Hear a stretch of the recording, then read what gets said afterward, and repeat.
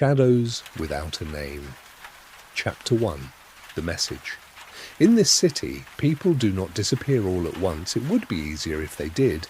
Easier to notice, easier to name, easier to remember. But that is not how it happens here. Here, disappearance is a process, slow, precise, almost careful.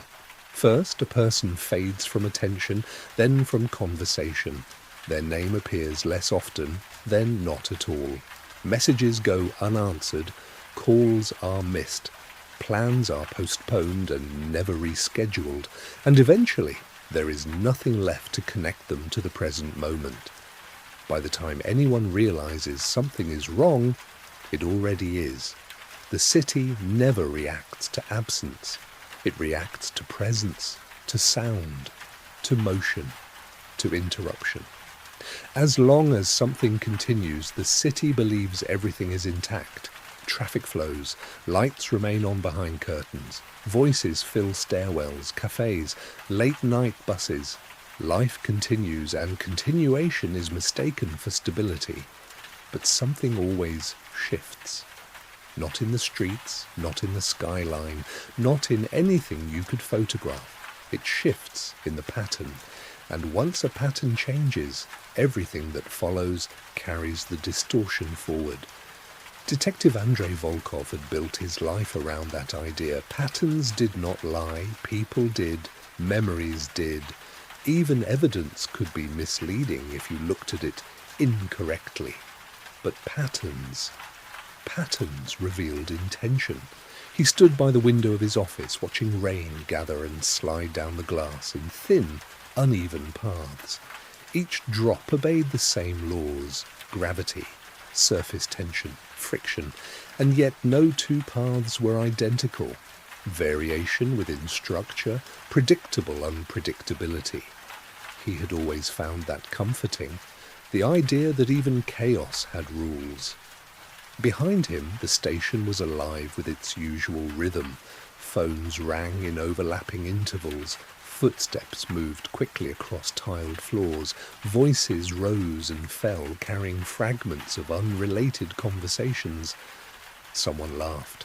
Someone argued. Someone repeated a question that had already been answered twice. Noise. Unfiltered. Unfocused. To most people, it was just part of the environment. To Andrey, it was interference. Volkov. The voice cut through the noise with just enough clarity to be intentional. Andrey did not turn. Immediately, he rarely did. He preferred to finish observing one system before engaging with another. Below, on the street, a man stepped off the curb without checking for traffic. A car approached faster than it should have. There was a delay. Then the brakes engaged. The vehicle stopped inches from impact. Error, recognition, correction. The system adjusted. Only then did Andrey turn. "Give me a reason to care." His voice was calm, even, not dismissive, selective.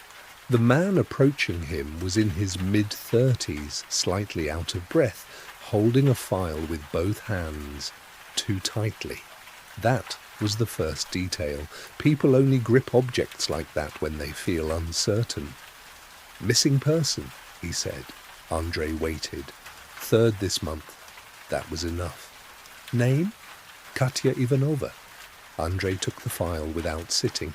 He opened it immediately. His eyes moved quickly, but nothing was missed. He read not only what was written, but what was omitted. Time. Last seen at 22:46. A pause. Gone by 22:47. Andrey's eyes stopped. 1 minute. That was not a gap. That was a cut. 1 minute, he repeated. Less.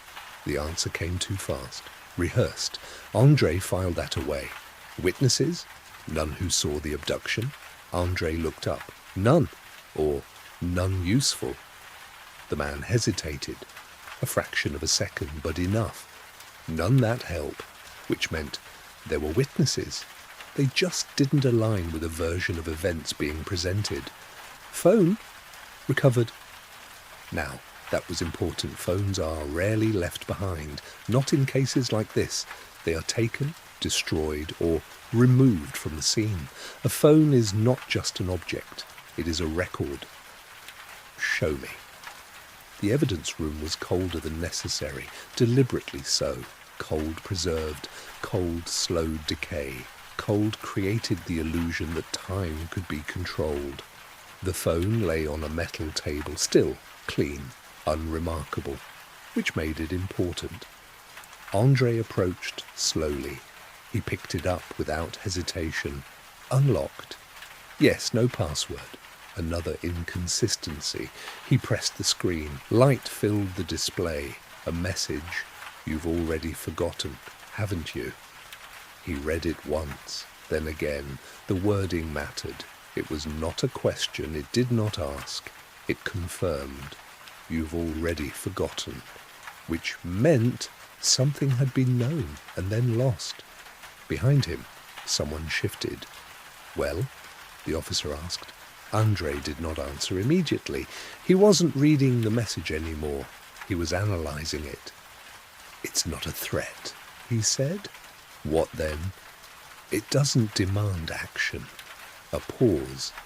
It assumes failure. Silence. Failure of what? Andrey turned slightly. Memory. By the time they reached the scene, the rain had intensified. It blurred edges, softened outlines, turned certainty into suggestion, perfect conditions, not accidental. Andrey stepped forward, each movement controlled, deliberate. He crouched, studied the ground. Nothing. Too clean. No struggle, the officer said. There is always a struggle, Andrey replied. He examined the surface more closely. No displacement, no disruption, no irregularity. She didn't resist. How can you be sure? Andrey stood.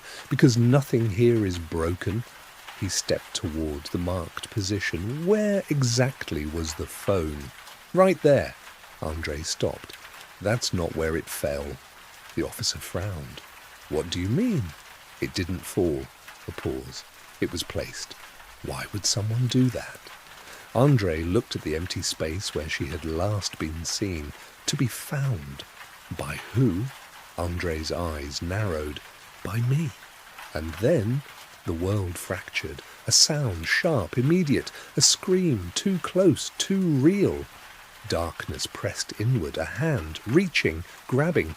He stepped back abruptly. Sir, reality snapped back into place. You okay? Yes. A lie. You didn't hear that? He asked. Hear what? Of course, which meant it came from him. Back at the station, Andrey didn't file the report. He investigated the pattern. 3 additional cases, same message, same timing, same absence. But this time, he looked deeper. Second pass, third pass, and then he saw it. A connection. Not obvious, buried, medical records, a program. Cognitive memory adjustment. He leaned closer. This wasn't random. This was designed. Later, the witness confirmed the final piece. She stopped, the man said, and then, like she recognized someone, who? I didn't see them. A pause, but she did. And what did she say? The man hesitated, then whispered, It's you again. Again. Not the first time, not the last. That night the apartment felt wrong, not changed, wrong. Andrey stood in the dark, listening, silence, too complete. He removed his coat. Something fell. He didn't look immediately. He already knew, a flash drive. He didn't remember placing it there, which meant he had, and forgotten. He inserted it. One file. Watch immediately. He pressed play. The screen flickered, then stabilized. Himself. Different. If you're watching this, it means it started again. Again, the loop was real. Don't trust anyone. A pause. Not even yourself. Too late, Andrey whispered. You already tried to stop this. And you failed. Silence. Failed how? No answer. Then, if you're seeing this, he's already nearby. The lights flickered. His phone vibrated. He looked. "You've already forgotten, haven't you?" He stared at it, then said, "No." A pause. "I'm starting to remember." And in that moment, everything aligned. Not a case, not a crime, a system, a loop, and he was already inside it. End of Chapter 1. Chapter 2. The flash drive. Andrey did not turn off the computer. He remained seated, motionless, as if any movement might disrupt something fragile forming in his mind. The room felt different now. Not because anything had changed, because he had. The video had ended, but its structure remained, like a pattern that continued even after the source disappeared. If you're watching this, it means it started again. Again. The word no longer felt like a warning. It felt like confirmation. Andrey leaned forward slowly, pressed play. The screen flickered. His own face appeared once more. This time he didn't listen. He studied. Every pause, every breath, every shift in focus. The man on the screen himself wasn't speaking randomly. He was choosing what to say and what not to. "You already tried to stop this." Andrey paused the video. "That's not information," he said quietly. He leaned closer. "That's a conclusion," which meant there was missing data. He rewound, slowed the playback, frame by frame. The image began to break under inspection. Compression artifacts, light distortion, and then something else. Behind him, a shape, not part of the background, not static, present. Andrei's fingers froze. He adjusted the brightness, lowered contrast, sharpened edges. The shape didn't disappear. It shifted, barely, but enough to prove it wasn't noise. It was there, watching. "Who are you?" Andrey said under his breath. The room remained silent, but the silence was no longer empty. His phone vibrated. The sound cut through the air with unnatural precision. Andrey didn't pick it up immediately. He looked at it. The screen lit up. No number, no sender, message. "You're watching, but not seeing." Andrey exhaled slowly. "Then show me," he said. No response. Of course, this wasn't a conversation, it was direction. He stood, walked to the window. The rain had softened, but it hadn't stopped. It never seemed to stop. The city continued its routine. Cars moved, lights flickered. People existed. Nothing had changed, which meant everything had. He turned back, sat down again, slower now, more deliberate. "You want me to find something," he said aloud. Silence. "And you think I already have?" "Nothing." Andrey nodded slightly. "That's why you're not answering." His phone vibrated again. "You're closer than before." Andrei's expression didn't change. "Before when?" he asked. No reply, which meant the answer existed, just not here. He returned to the case files, opened them again. This time he ignored the obvious. Names, dates, locations, surface. He went deeper, second pass, third, looking for overlap, something subtle, something hidden, and then he found it. A reference, small, buried in medical documentation. Cognitive Memory Adjustment Program. Andrey stopped, read it again, then again. "This isn't part of the case," he said quietly, which meant it was the case. He accessed the attached files, restricted. He bypassed it, easily, too easily. That bothered him. The data loaded, old records, participants, dozens of names. He scrolled, fast, then stopped. His own name, Andrey Volkov. No shock, only observation. "That's not possible," he said.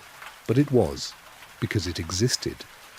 He opened the profile. Minimal information, deliberately minimal. Name, age, classification, and one line. Lead coordinator. Andrey leaned back slowly. Coordinator, not subject, not victim. Control. His phone vibrated. He picked it up immediately this time. "You're getting closer." Andrey looked at the screen. "Yes," he said quietly, "I am." The room felt smaller, not physically, conceptually, as if everything around him had narrowed into a single line of thought, focused, directed. He returned to the video, watched it again, now with context, now with awareness. If you're watching this, it means it started again. You already tried to stop this, and you failed. Andrey leaned forward. "Or I didn't try," he said quietly. A pause. "Or I wasn't supposed to succeed." That changed the structure. Failure implies intent. But what if there was no intent to win? His phone vibrated again. "You were asking the right questions." Andrey didn't react. He was no longer being led. He was catching up. "This isn't a crime," he said. Silence. "This is an experiment." A pause. Longer this time. Then, "Yes." The first direct confirmation. Andrei's eyes narrowed. "Who are you?" he asked. Silence. Then, "You already know." Andrey looked at his reflection in the dark screen, at the version of himself that no longer felt reliable. "Yes," he said quietly, "I just don't remember." He leaned back, closed his eyes for a moment, and in that moment, something surfaced. Not a full memory, a fragment, a room, white, controlled, a voice, his own. "We don't erase memory," it said. "We rewrite access." Andrei's eyes opened instantly. He sat up. "That's not possible," he said. But it was, because it felt real. His phone vibrated again. "You're remembering." Andrey stared at the message. "No," he said quietly. A pause.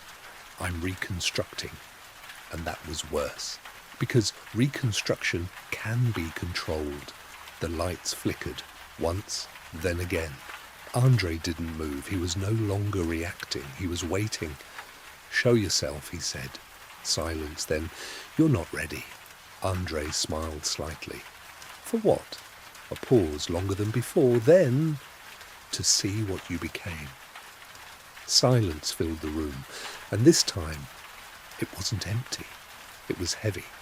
Andrey leaned back slowly. "This isn't the beginning," he said. "No," the message replied. "It never was." And in that moment, he understood something fundamental. This wasn't about solving a case. This was about remembering a decision. End of Chapter 2. Chapter 3. The Dead Witness. Andrey did not move for a long time after the last message. Not because he didn't know what to do, but because for the first time he understood that every action he could take had already been taken before. That realization did not frighten him. It slowed him down. There is a difference. Fear makes people act faster. Understanding makes them precise. "You're not ready."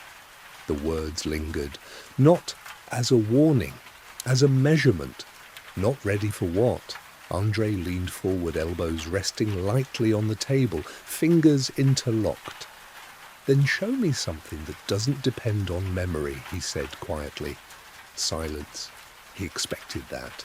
This was not a conversation. It was a system responding only when conditions were met. Andrey exhaled slowly. "Fine," he murmured. "I'll find it myself." He returned to the archive. The dead man's file was easy to locate. Too easy. That was the first inconsistency. Important records are never easy to find unless someone wants them to be. Andrey opened the file. The photograph confirmed everything. Same face, same structure, same details. No doubt. Status? Deceased. Cause? Confirmed. Identification? Verified. No anomalies, which made it perfect. Too perfect. Andrey printed the file. He didn't trust digital records anymore. Digital data could be altered, removed, rewritten. Paper was slower to betray you. The city greeted him with the same illusion of normality. People moved, cars passed, conversations continued, but Andrey noticed something most wouldn't. Delays, micro-delays. A man stopped half a second longer than necessary before crossing the street. A woman unlocked her phone, stared at the screen, then locked it again without doing anything. Two strangers slowed slightly as they passed each other, as if something in their minds had almost connected, but didn't. Recognition interrupted. That was new. That meant the pattern was spreading. The building stood where the file said it would. Concrete, neutral, unremarkable. Exactly the kind of place people forget. Andrey stopped outside. He didn't look at the door first. He looked at the windows, patterns of light. Most were dark. One wasn't, third floor, left side. Consistent with the file. Consistent with expectation. Too consistent. He entered. The stairwell was quiet, not empty, quiet. There's a difference. Empty spaces echo, quiet spaces absorb. This one absorbed. Every step felt muted, controlled. Andrey slowed his pace. He wasn't listening for sound. He was listening for interruption. Something that didn't belong. Nothing. Which meant everything belonged. Third floor, the door was open. Not wide, just enough. An invitation or a test. Andrey stood still. He studied the doorframe, the angle, the shadow it cast. Recently moved, deliberately positioned, not forced. Not accidental. He pushed it, slowly. The door opened without resistance. The room inside was dim. Light came from a single source.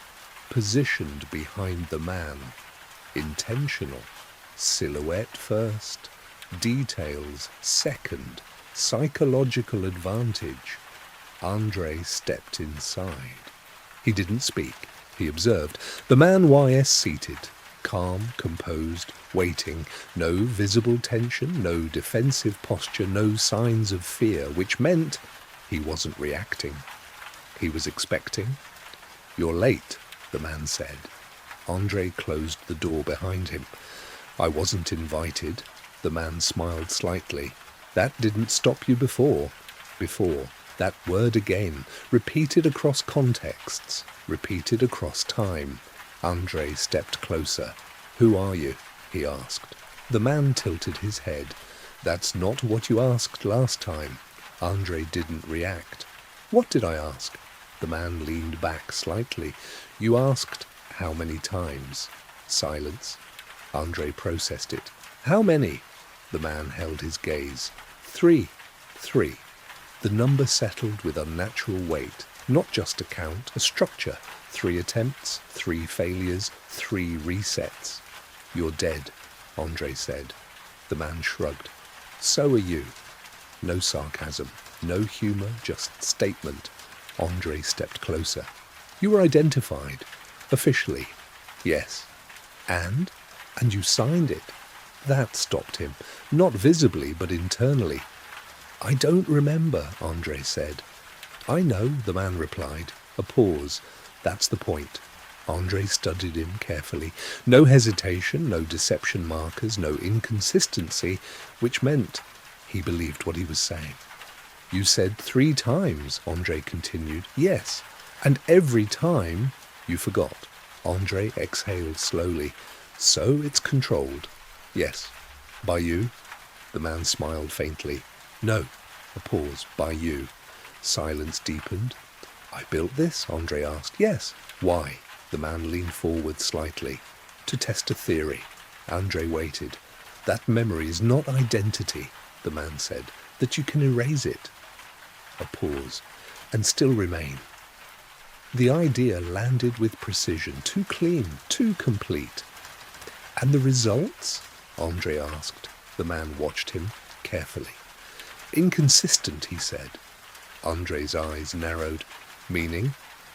Sometimes you remain, the man said. A pause. Sometimes you become something else. That changed everything. And the others? Andrey asked. Subjects. And now? The man's expression shifted. They're variables. And me? The man smiled. You're the constant. Silence. Andrey reached into his pocket, placed the printed file on the table. You're listed as dead. The man nodded. I was. What changed? The man looked directly at him. You stopped remembering that I died. And that redefined everything. Memory wasn't passive, it was active, structural. And if I remember, Andrey asked. The man leaned back, then said quietly, then I disappear. And if I don't? The man's smile returned. Then everything else does. That was the equation, that was the rule. Andrey didn't move, because for the first time he wasn't trying to solve the case. He was trying to understand the system. End of Chapter 3. Chapter 4. The Room. Andrey did not go back to the station, not immediately. That would have been the expected move, routine, procedure, and nothing about this was routine anymore. He stood outside the building for a long moment after leaving the man. The air felt heavier, not physically, conceptually. The conversation had not given him answers, it had removed assumptions, and that was worse. You stopped remembering that I died. The sentence replayed in his mind. Memory was no longer a passive function, it was control. And if memory could define existence, then forgetting could erase it. Andrey exhaled slowly. That means I'm not investigating, he said quietly. He looked at his reflection in the dark window beside him. I'm managing variables. He didn't notice when he started walking. The city moved around him, unchanged, too unchanged. People still talked, cars still moved. But now he saw it clearly. Interruptions, tiny fractures in behavior. A man stopped mid-step, then continued as if nothing happened. A woman opened her bag, stared inside, and closed it again, confused. Two strangers made eye contact for half a second too long, then looked away.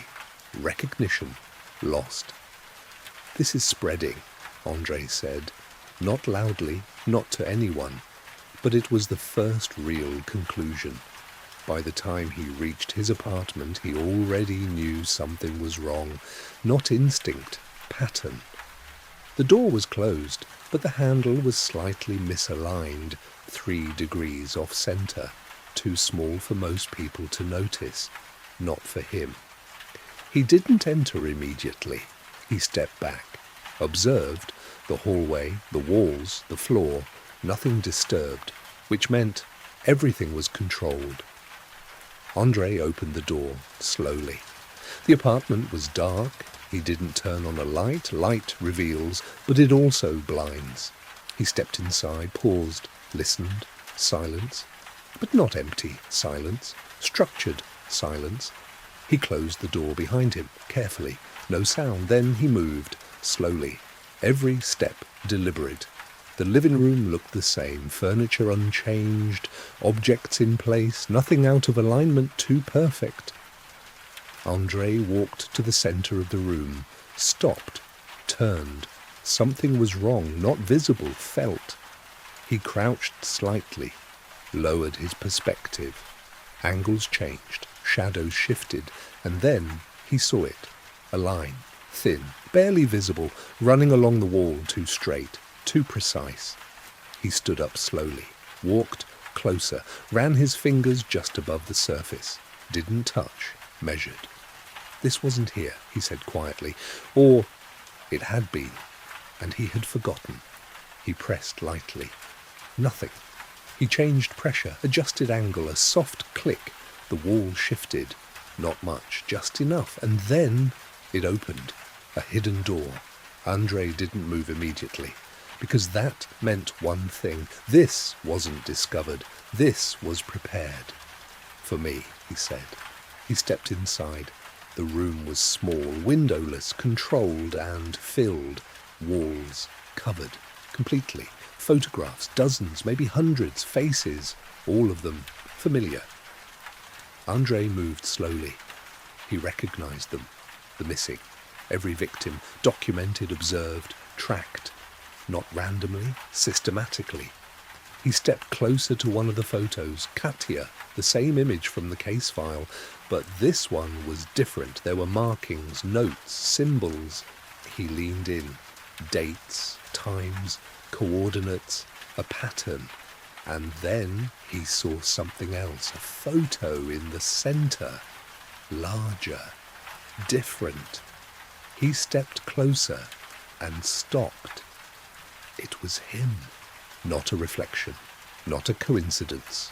A photograph, printed, fixed, documented. Andrey didn't move for several seconds because movement meant acceptance, and he wasn't ready for that yet. The image was clear, taken from above, a surveillance angle. He stood in a place he didn't recognize, holding something, someone. His hand tightened slightly. "No," he said quietly. But the denial lacked conviction because the evidence didn't. He stepped closer, examined the image, not emotionally, structurally, the position of his body, balanced, controlled, no hesitation, no resistance. This wasn't a struggle. This was execution. Andrey stepped back, slowly, measured. "This is not manipulation," he said, because if it were, there would be errors, artifacts, inconsistencies. There were none, which meant it was real. Or worse, it had been real. He turned. The rest of the wall came into focus. Each photograph was connected, not randomly, lines, markers, patterns, a network. And in the center, him. Andrey moved toward the central board. There was writing above it, not printed, written, by hand, rough, deliberate. He stepped closer, read it. "You're next." Silence. Andrey didn't react immediately, because the phrase wasn't a threat. It was a continuation. "You're next" implies sequence, which means others came before. Andrey exhaled slowly. "I'm already inside the sequence," he said. His voice didn't shake, because fear requires uncertainty, and now there was none. He stepped back again, scanning the room. This wasn't documentation, this was control. And then he noticed something else, a monitor, small, almost hidden, positioned in the corner, powered on, waiting. Andrey approached, slowly. The screen flickered, then activated. Video. A familiar angle, a room, and someone inside it, bound, struggling. Andrey's eyes narrowed. The figure moved, turned, and for a moment the face became visible. He recognized it instantly. Another missing person, alive or recorded alive. And then the door in the video opened, and someone entered. Andrey didn't move, didn't breathe, because he already knew. The figure stepped into frame. Calm, controlled, precise. It was him. Andrey watched. The version of himself in the video moved without hesitation, no doubt, no resistance. He approached the victim, reached out, and spoke. The audio cracked slightly, but it was clear enough. "You won't remember this," he said. The victim struggled harder, panicked, terrified. But the man, Andrey, remained calm. "This is necessary," he continued, "for the result." The victim screamed. Andrey, in the present, didn't react, because he wasn't watching violence. He was watching intention, and intention was worse. The version of himself in the video reached into his pocket, took something out, a device, small, unfamiliar.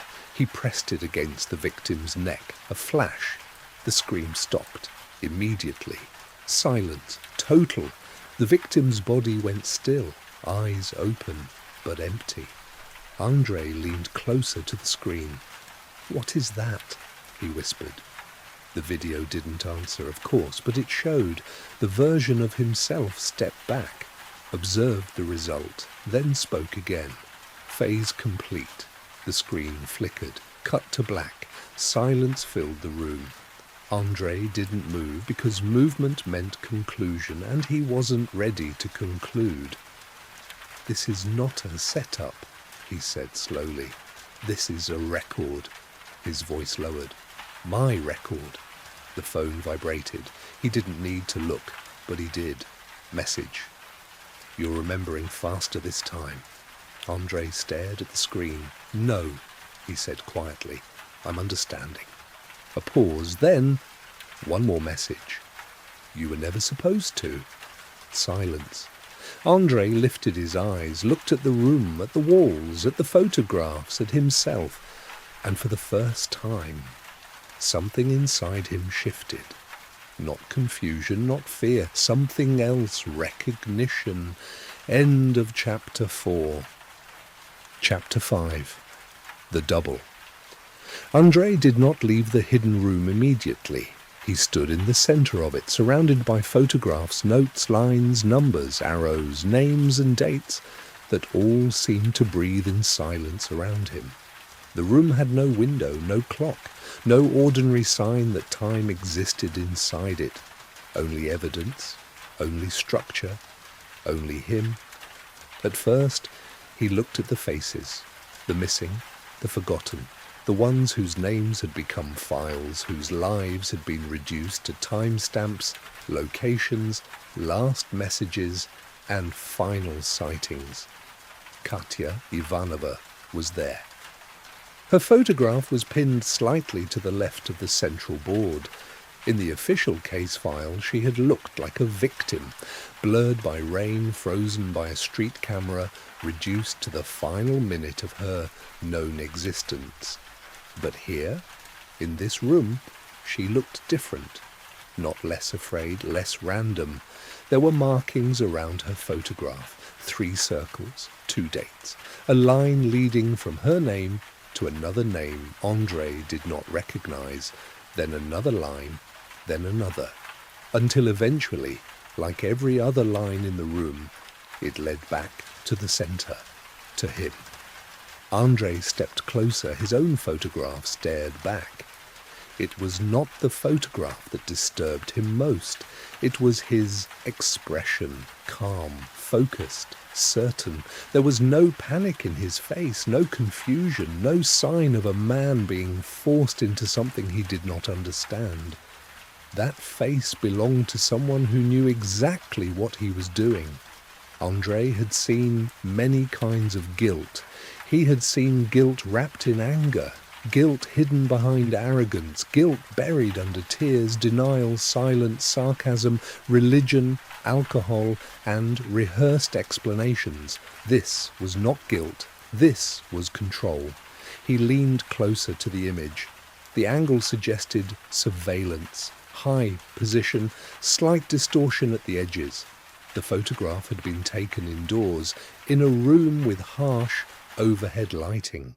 His right hand was extended forward. His left hand was holding someone by the shoulder, not violently, precisely, as if positioning them, as if preparing them. "No," Andrey said quietly, but the word had no strength. It was not refusal, it was delay.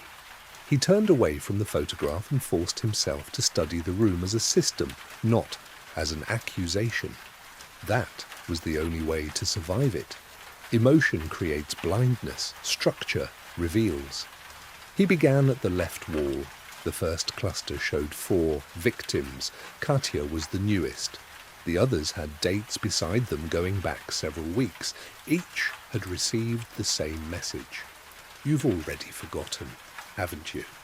But beneath each message was another notation written by hand. Response window. Andrey frowned. Under Katya's name, 43 seconds. Under another victim, 1 minute, 12 seconds. Under the third, 29 seconds. Under the fourth, no response. He stared at the phrase, Response window. Not time of disappearance, not time of death. Response.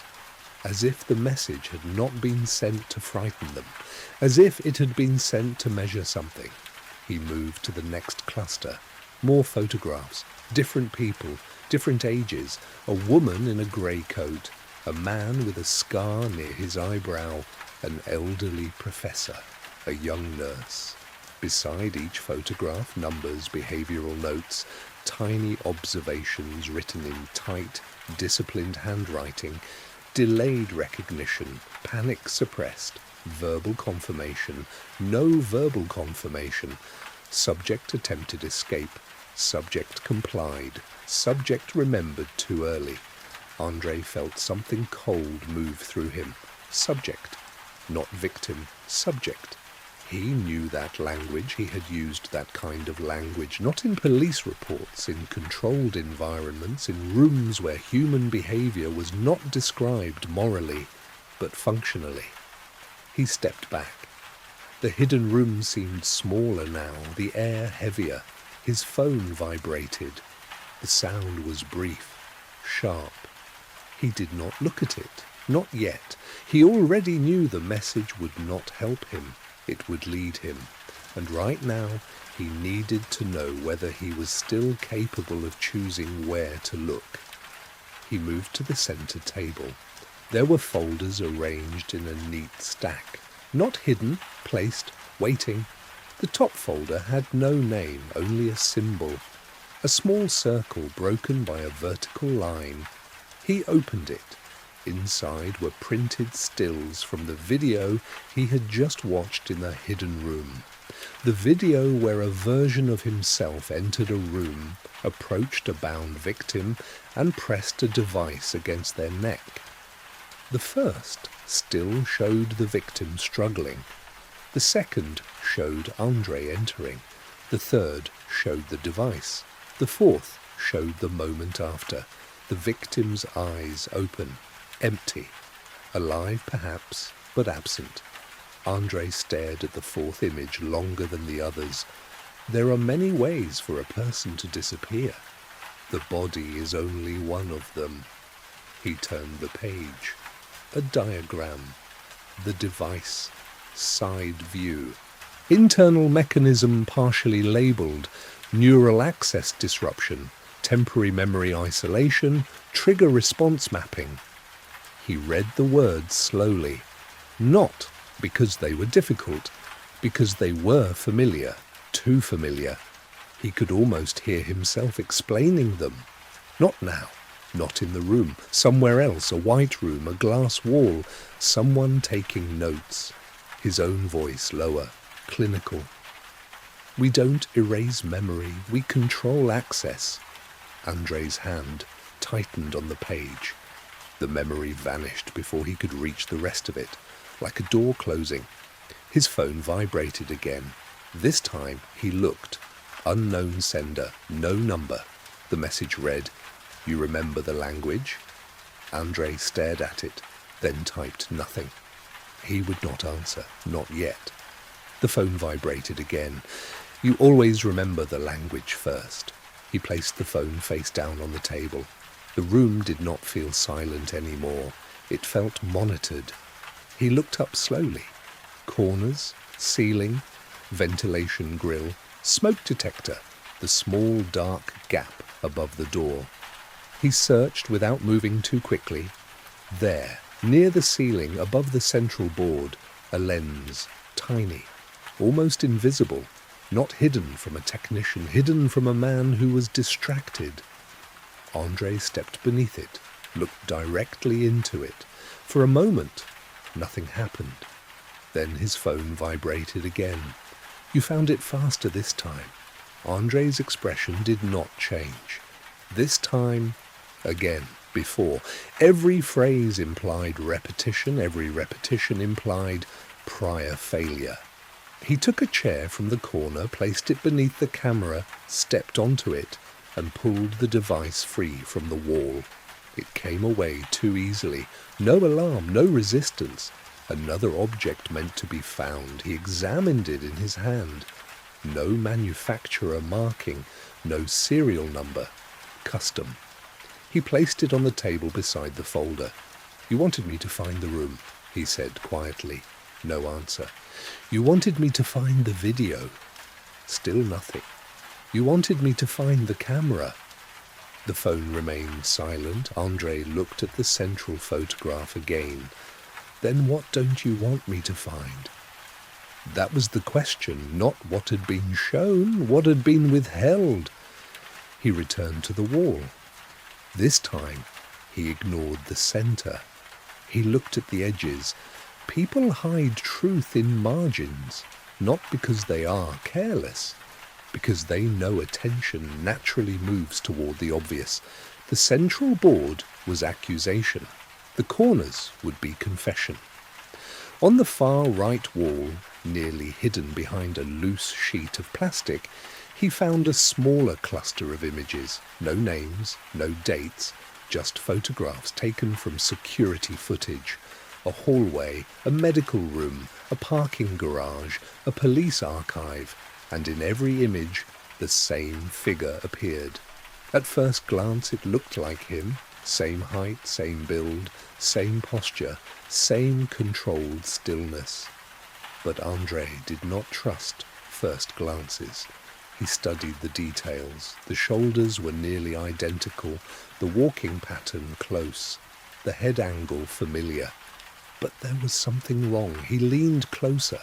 In one photograph, the man's left hand was visible. Andrey looked at his own hand, then back at the image. No scar. Andrey had a thin scar across the base of his thumb. Old, pale, almost invisible unless the light hit it correctly. The man in the photograph did not. Andrey's breathing slowed. Not relief. Something sharper. Possibility. He checked the next photograph. The figure's face was turned slightly away, but the jawline matched. Almost. The eyes were not visible, the mouth was. Andrey touched his own lower lip. There was a small asymmetry there, barely noticeable. The man in the image did not have it. He was similar, too similar, but not exact. Andrey whispered the word before he fully accepted it. Double. The phone vibrated. He did not look immediately. This time, the message could wait. He pulled the loose sheet away from the wall completely. Behind it was a narrow board, different from the others, less organized, more recent. Photographs pinned quickly, notes written with pressure deep enough to tear the paper. One phrase repeated 3 times, "Not him, not him, not him." And beneath it a question, if not him, then who? Andrey stared at the handwriting. It was his, no doubt, but less controlled, urgent, almost desperate. He pulled one of the photographs from the board, a blurred image of the double leaving a building. Timestamp, 2 days before Katya disappeared. Another image, the same figure, entering a restricted archive. Another, standing near Andrei's apartment building. Another, outside the station, watching, not approaching, watching. Andrey felt the shape of the case change. Until now, every clue had pointed inward, toward guilt, toward responsibility, toward him. But guilt is only useful if it is accurate. If someone wanted him to believe he was the center, they would build a room like this. They would fill it with photographs. They would use his handwriting, his language, his methods, his fear. But one thing remained difficult to fake: biology, DNA. He looked back at the central photograph, then at the image of the double, then at his own hands. His phone vibrated. He picked it up. Message: "You are trying to escape the conclusion." Andrey smiled faintly. Not with amusement, with recognition. "No," he said, "I'm testing it." Another message arrived almost immediately. "You already tested it." Andrei's eyes narrowed. A third message. "You didn't like the result." Silence returned. For the first time he felt something close to anger. Not because the messages were taunting him, because they knew where to press. He placed the phone down and returned to the folder. There had to be something else. He turned page after page. Medical diagrams, victim profiles, response windows, sequence charts. Then he found a sealed envelope taped to the inside of the back cover. It was addressed in his handwriting. To me, if I deny it. He stared at the words, then opened it. Inside was a single photograph. No notes, no explanation, just an image of a crime scene, rain, police tape, a body-shaped outline marked on wet ground, and at the edge of the frame, a hand. His hand, the scar visible, clear, undeniable. Andrey did not move. The room seemed to withdraw around him. The double had no scar, but the hand in the photograph did, which meant the answer was not simple, not framed, not innocent, not guilty. Both. He turned the photograph over. There was a message written on the back, not printed, written. Again his handwriting. If there is a double, it means I made room for him. Andrey read the sentence once, then again. He understood every word, but not yet the meaning. He folded the photograph carefully and placed it in his coat pocket. Then he gathered 3 things from the room: the camera, the folder, the photograph of the double. He left the rest. Not because it didn't matter, because it mattered too much, and if he stayed any longer, the room would stop being evidence. It would become a confession. At the threshold, he paused, looked back. The central photograph remained on the wall, his face, his eyes, his certainty. For one moment, Andrey had the strange and terrible feeling that the man in the photograph was not frozen at all, that he was waiting. Andrey closed the hidden door. The apartment returned to silence, but now he knew the silence had layers. Some belonged to the room, some belonged to memory, and some belonged to the thing watching him move through both. His phone vibrated one last time before he reached the front door. Message: go to the lab. Andrey looked at it, then slipped the phone into his pocket. For once, he would follow the instruction, not because he trusted it, because he had already reached the same conclusion. The lab would answer one question, maybe the only question that mattered now. If the evidence at the crime scene belonged to him, then the double was irrelevant. But if it did not, then someone had built an entire system around making him believe he was guilty. Andrey opened the apartment door, stepped into the hallway, and for the first time since finding the hidden room, he allowed himself one clear thought. Either I am hunting myself or someone has learned how to become me. The lab was colder than usual, not in temperature, in intention. Andrey felt it the moment he stepped inside. Places like this were built for certainty, measurements, numbers, proof. And tonight, that was exactly what he needed. Not theory, not memory, something that could not be rewritten. The technician looked up as Andrey entered, surprised, then cautious. Detective? Andrey didn't slow down. I need a comparison, he said. The tone left no room for questions. Still, the man hesitated. At this hour? Yes. A pause. Between what? Andrey placed the folder on the table. His hand lingered on it for a moment, because once it was opened, there would be no return to uncertainty. My DNA, he said. The technician froze. And the samples from the crime scene. Silence. That's not standard procedure. Andrey looked at him. This isn't a standard case. That was enough. The technician nodded slowly. Give me what you have. Minutes passed. Slow. measured, machines activated, screens lit up, data flowed. The quiet hum of analysis filled the room. Andrey stood still. He didn't sit, didn't pace, didn't speak, because this was the moment everything would either collapse or lock into place. His phone vibrated. He ignored it. The technician worked carefully, too carefully, which meant he already suspected something was wrong, or worse, that something was right. Andrey walked closer, not to rush, to observe patterns, even here. The man avoided eye contact, checked the same data twice, adjusted something that didn't need adjusting. Delay. "Just say it," Andrey said quietly. The technician stopped, didn't turn, not immediately. Then, slowly, he faced him. "Detective," a pause. "This doesn't make sense." Andrei's voice didn't change. "Say it," the man swallowed, then said, "It's a match." Silence. Not partial, not close. Exact. Andrey didn't move because now there was no space left for interpretation. "How exact?" he asked. "Full match. No deviation, no doubt." Andrey closed his eyes briefly, not in disbelief, in confirmation. "This wasn't done to me," he said quietly. "I did this." The words landed differently this time, heavier, more complete. His phone vibrated again. He picked it up. Message: "You were always going to find that."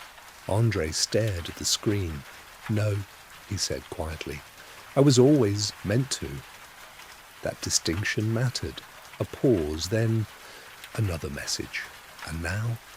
Andrey didn't answer immediately, because now the question had changed. Not who did it, not how it happened. Why didn't you stop? The message came again. This time he didn't need to read it. He already knew. Why didn't you stop? Andrey leaned against the table. The lab felt smaller now, compressed, focused, because this question had no external answer, only internal. He closed his eyes, and this time the memory didn't disappear. It came in fragments, sharp, controlled. A white room, glass walls, people behind them, watching, recording, him standing in the center, explaining, calm, certain. "We don't erase memory," he said. "We isolate access." A pause. "Identity is not memory." Another pause. "It's pattern." Andrei's eyes opened. That was it. That was the core. He stepped away from the table, slowly. "This wasn't about control," he said. "This was about proof." The technician stared at him, confused. "What proof?" he asked. Andrey looked at him but didn't answer directly. "That a person remains the same even without memory." Silence. "And did they?" the technician asked carefully. Andrey didn't respond because now he understood something worse. The results weren't clean, they weren't consistent, which meant sometimes the person didn't remain the same. His phone vibrated again. "You saw the results." Andrei's jaw tightened. "Yes," he said. "I'm looking at them." A pause, then one final message. "And you were the worst outcome." Silence. That landed deeper than anything before, not because it accused him, because it defined him. Andrey didn't move, because now everything aligned: the room, the victims, the structure, the device, the memory gaps, the repetition. This wasn't a crime. This was a failed experiment, and he was both the creator and the result. He picked up the folder, closed it. Decision. Not emotional, structural. "I need the full data set," he said. The technician blinked. "What data?" Andrey looked at him. "All of it." A pause. "Because if I built this..." He stepped back, turned toward the exit. "Then I also built a way to stop it." His phone vibrated one last time. Message: "You already tried." Andrey stopped at the door, then said quietly, "Then this time..." A pause. "I won't fail." Silence followed him out, but it wasn't empty anymore. It was waiting. End of Chapter 5. Chapter 6. The Game. Andrey did not return home, not this time. The idea of going back into that apartment, into that room, into that version of himself, felt wrong. Not dangerous, worse, predictable. And predictability, he now understood, was the mechanism that trapped him. You already tried. The message echoed in his mind, which meant everything he would normally do had already been done. He stepped outside the lab building and stopped under the dim streetlight. The rain had returned. Lighter now, almost deliberate. Drops hit the pavement in uneven rhythm, not chaotic, structured. Everything in this city followed structure, even things that pretended not to. Andrey exhaled slowly. "This isn't a case," he said quietly. No one answered. "This is a loop." That word felt right, because everything pointed backward, every clue, every message, every memory fragment, not forward, back, to something he had already done. His phone vibrated. He didn't look immediately, not because he didn't want to, because now he understood something important. The messages didn't give information, they shaped direction, and if he kept reacting, he would keep repeating. He walked, not fast, not slow, deliberate. The city moved around him. Cars passed, people talked, lights flickered in distant windows. But now he saw something he hadn't fully understood before. Interruptions, small, subtle. A man stopped mid-step and frowned, as if he had forgotten where he was going. A woman looked at her reflection in a shop window and hesitated, her expression shifting, uncertain, before she turned away. Two strangers passed each other and both slowed down slightly, as if they almost recognized something, then continued. Pattern disruption, wider now, not isolated, spreading. Andrey stopped walking. "That's not coincidence," he said, which meant the experiment wasn't contained. It had expanded, beyond the subjects, beyond the room, into the city. His phone vibrated again. This time he looked. Message, "You're noticing faster." Andrey stared at it, then typed, for the first time, "What is the game?" A pause, longer than usual, which meant this mattered. Then reply, "You already know." Andrey's jaw tightened. "No," he said quietly. "I remember fragments." Another pause, then, "The rules don't change." Rules. That word shifted everything. If there were rules, there was structure. If there was structure, there was intention. And if there was intention, there was an objective. Andrey exhaled slowly. "Then I need to break them," he said. His phone vibrated. "You tried." A second message followed immediately. "You failed." Andrey smiled faintly, not from amusement, from recognition. "That assumes the rules were complete," he said. Silence. Then, "You're asking the wrong question again." Andrey stopped completely. That meant he was still thinking inside the system. He closed his eyes briefly, not to remember, to reframe. "What is the objective?" he asked. No answer, which meant he had to derive it. He opened his eyes, looked around, the city, the people, the interruptions, the missing, the room, the device, the memory fragments, and then it aligned. "This isn't about stopping the disappearances," he said. Silence. "This is about triggering something." His phone vibrated. This time, no message, just vibration, confirmation. Andrey nodded slightly. "Each victim wasn't removed," he continued. "They were changed." Another vibration. "Yes," he said. "And the message? You've already forgotten." He looked at the screen. "That's not a warning. It's activation." The phone vibrated again, stronger this time. Andrey's breathing slowed. That meant the victims weren't random, they were selected, prepared, triggered, and whatever happened after that was the result. His mind moved faster now, not chaotic, precise. The response window, he said.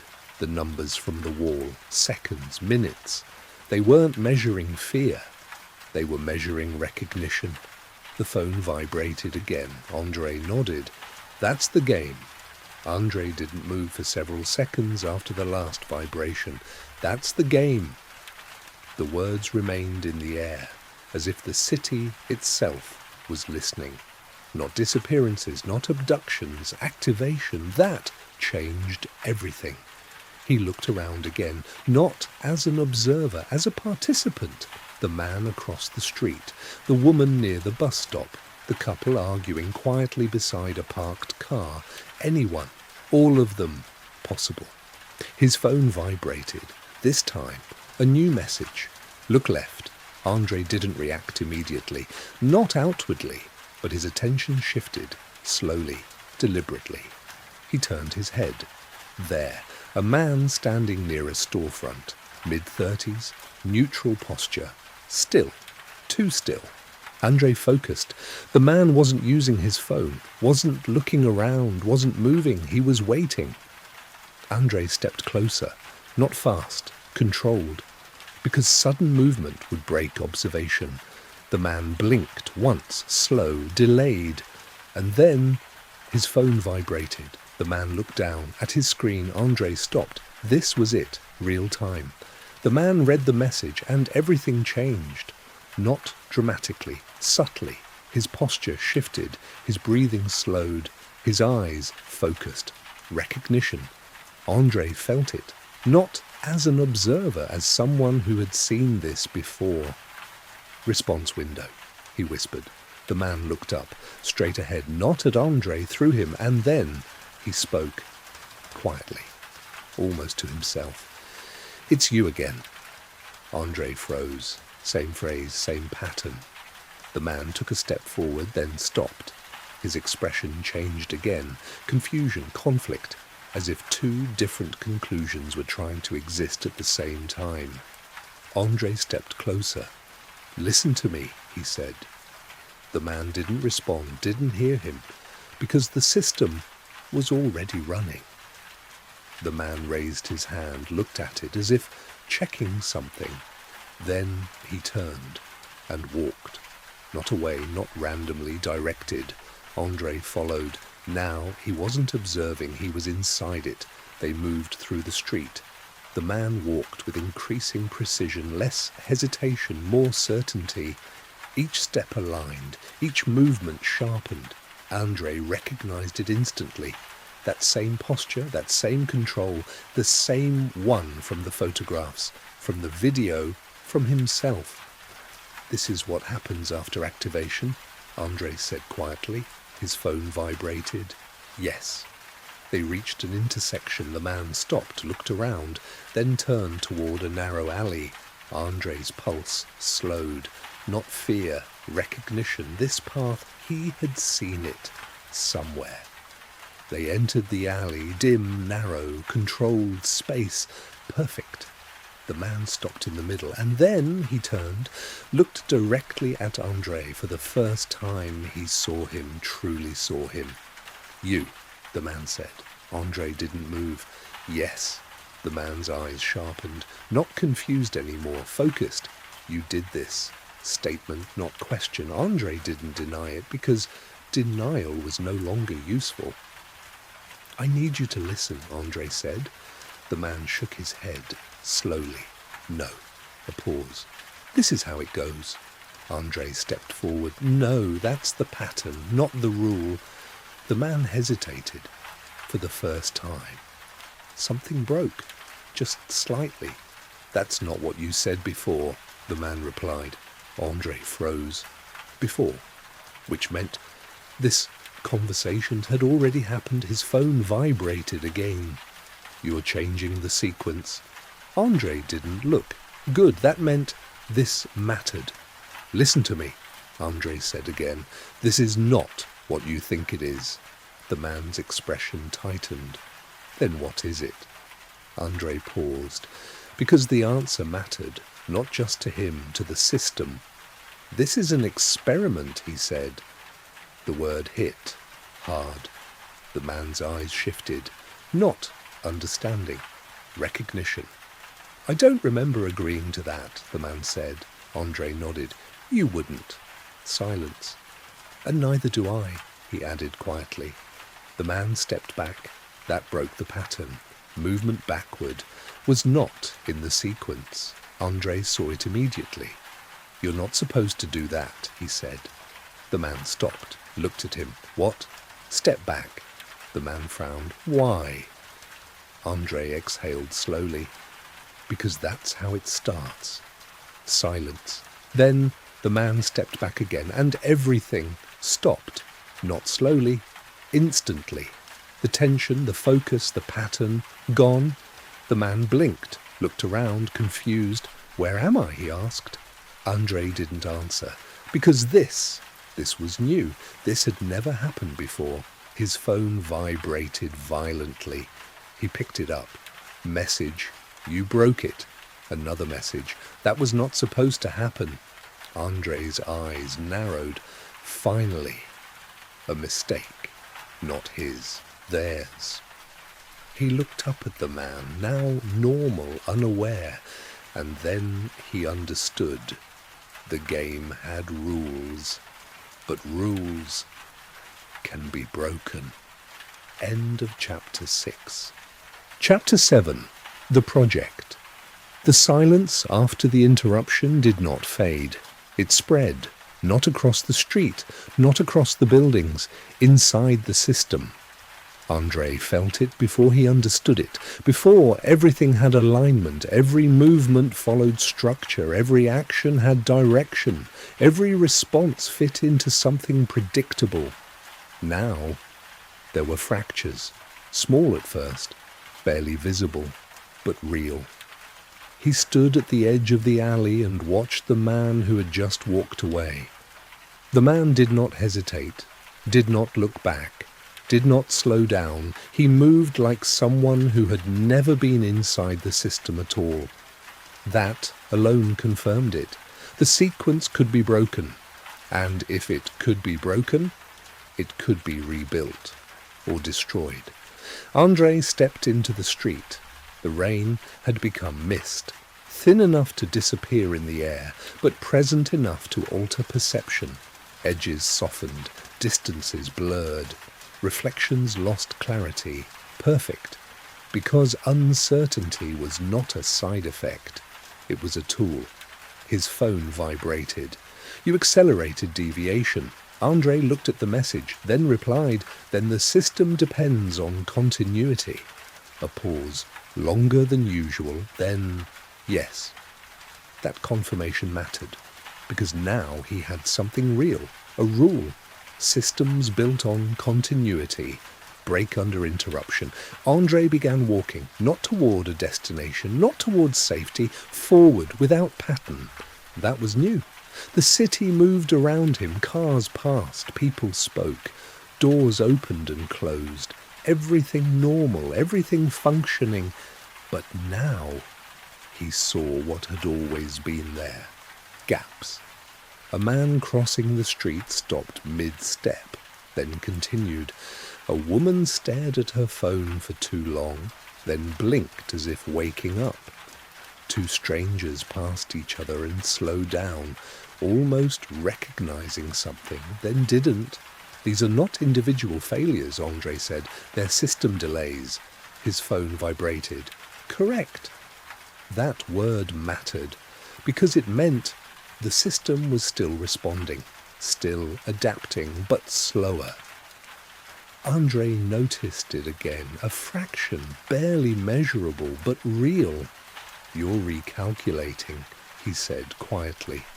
No response, which meant he was right. He stopped walking, looked around, not at people, at structure, cameras, traffic signals, glass surfaces, reflections, data points. "This isn't just psychological," he said. "It's environmental." That changed everything, because it meant the system didn't exist inside people. People existed inside the system. His phone vibrated again. "You're approaching restricted reasoning." Andrey smiled slightly. "Then your system is incomplete." Pause, then it was complete. Was. That word stayed, which meant something had already broken. Before him, before this moment. Andrey's eyes narrowed. "Then something went wrong," he said. Silence, no denial. That meant it was true. He closed his eyes briefly. Not to remember, to align. Fragments surfaced. A white room, glass walls, observers, his voice. "We are not erasing memory." Pause. "We are isolating access." Another pause. "If access is controlled..." The memory cut. Andrey opened his eyes. "That's the origin," he said. Not the disappearances, not the messages. The idea. If identity depends on memory, then controlling memory means controlling identity. And if identity can be controlled, behavior becomes predictable. And if behavior is predictable, it can be designed. His phone vibrated again. Yes. Confirmation. Andrey exhaled slowly. "This isn't about removing people," he said. "It's about rewriting them." Pause, then no. Andrey frowned, then corrected. A longer pause, then iteration. That word hit differently.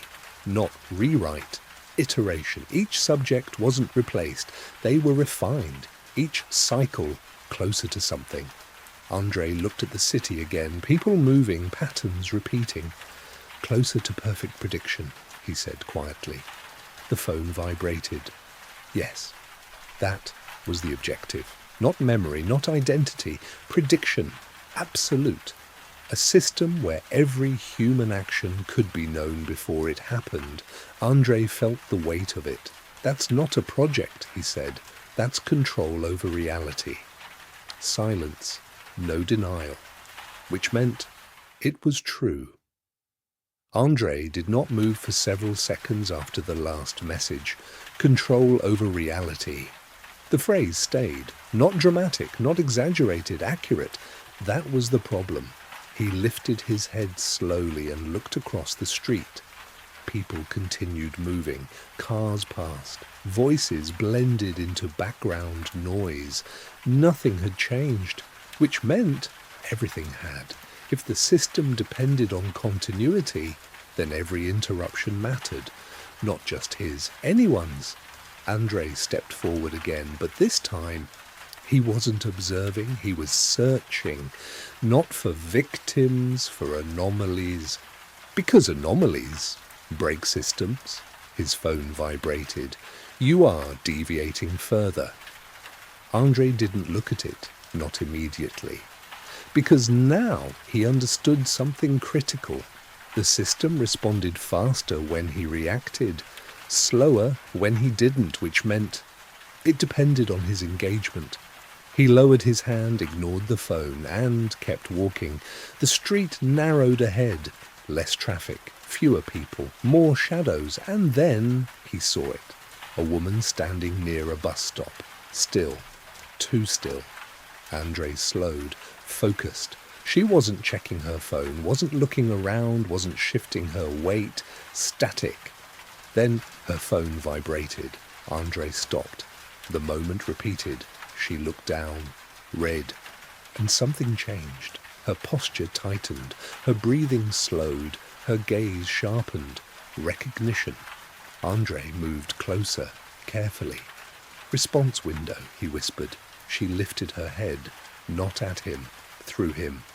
"It's happening again," she said quietly. Different words, same structure. Andrei's pulse slowed. That meant variation existed. The system wasn't fixed. It adapted. He stepped closer. "Listen to me," he said. She didn't react, because the sequence had already started. Her hand moved slightly, not randomly, controlled. Her eyes shifted, scanning, searching for something specific. Andrey recognized it instantly. Search phase. After activation, subjects tried to resolve the inconsistency. They looked for confirmation, external, and if they found it, they aligned. If not, they destabilized. Andrey stepped directly into her line of sight. Forced alignment. She blinked. Focused. You, she said. Statement. Andrey nodded. Yes. Her breathing changed. Faster, now, conflict. That's not right, she said. Andrey held his position. Correct, he replied. That wasn't part of the system. He knew it because the system reinforced recognition. He disrupted it. Her expression tightened. You're supposed to... She stopped. The sentence incomplete. Andrey stepped closer. No, he said quietly. I'm not. Silence. That moment, that break, mattered because it created uncertainty, and uncertainty destroys prediction. His phone vibrated violently. He didn't look. He didn't need to. The system was reacting, and that meant he was doing something right. The woman stepped back, one step, then another, breaking alignment, breaking sequence. Her eyes lost focus. Her breathing normalized. What just happened? She asked. Her voice, normal, human. Andrey exhaled slowly. Second interruption confirmed. The system could be broken, not just once, repeatedly. He stepped back.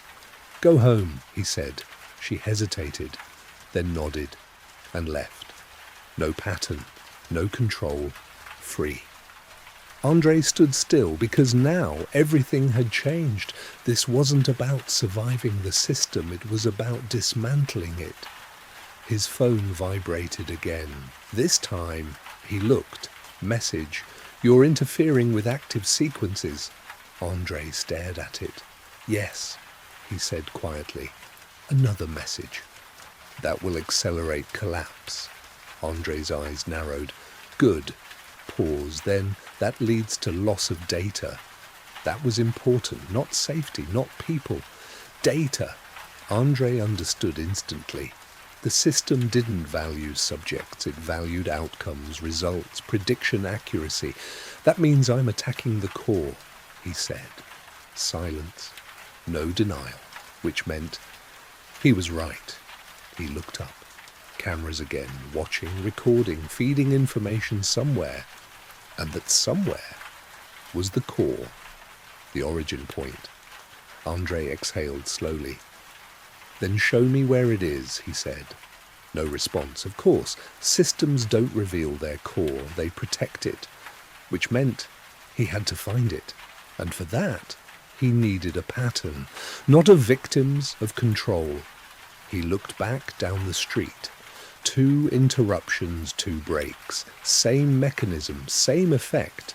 And that meant there was a trigger point, a location where activation was strongest, where the system was closest to the source.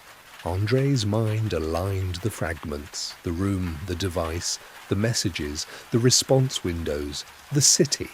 And then he saw it, not visually, structurally, a pattern of activation zones, distributed but centered, and somewhere, the origin, the place where the system began. Andrey lifted his head. This isn't random, he said. This is mapped.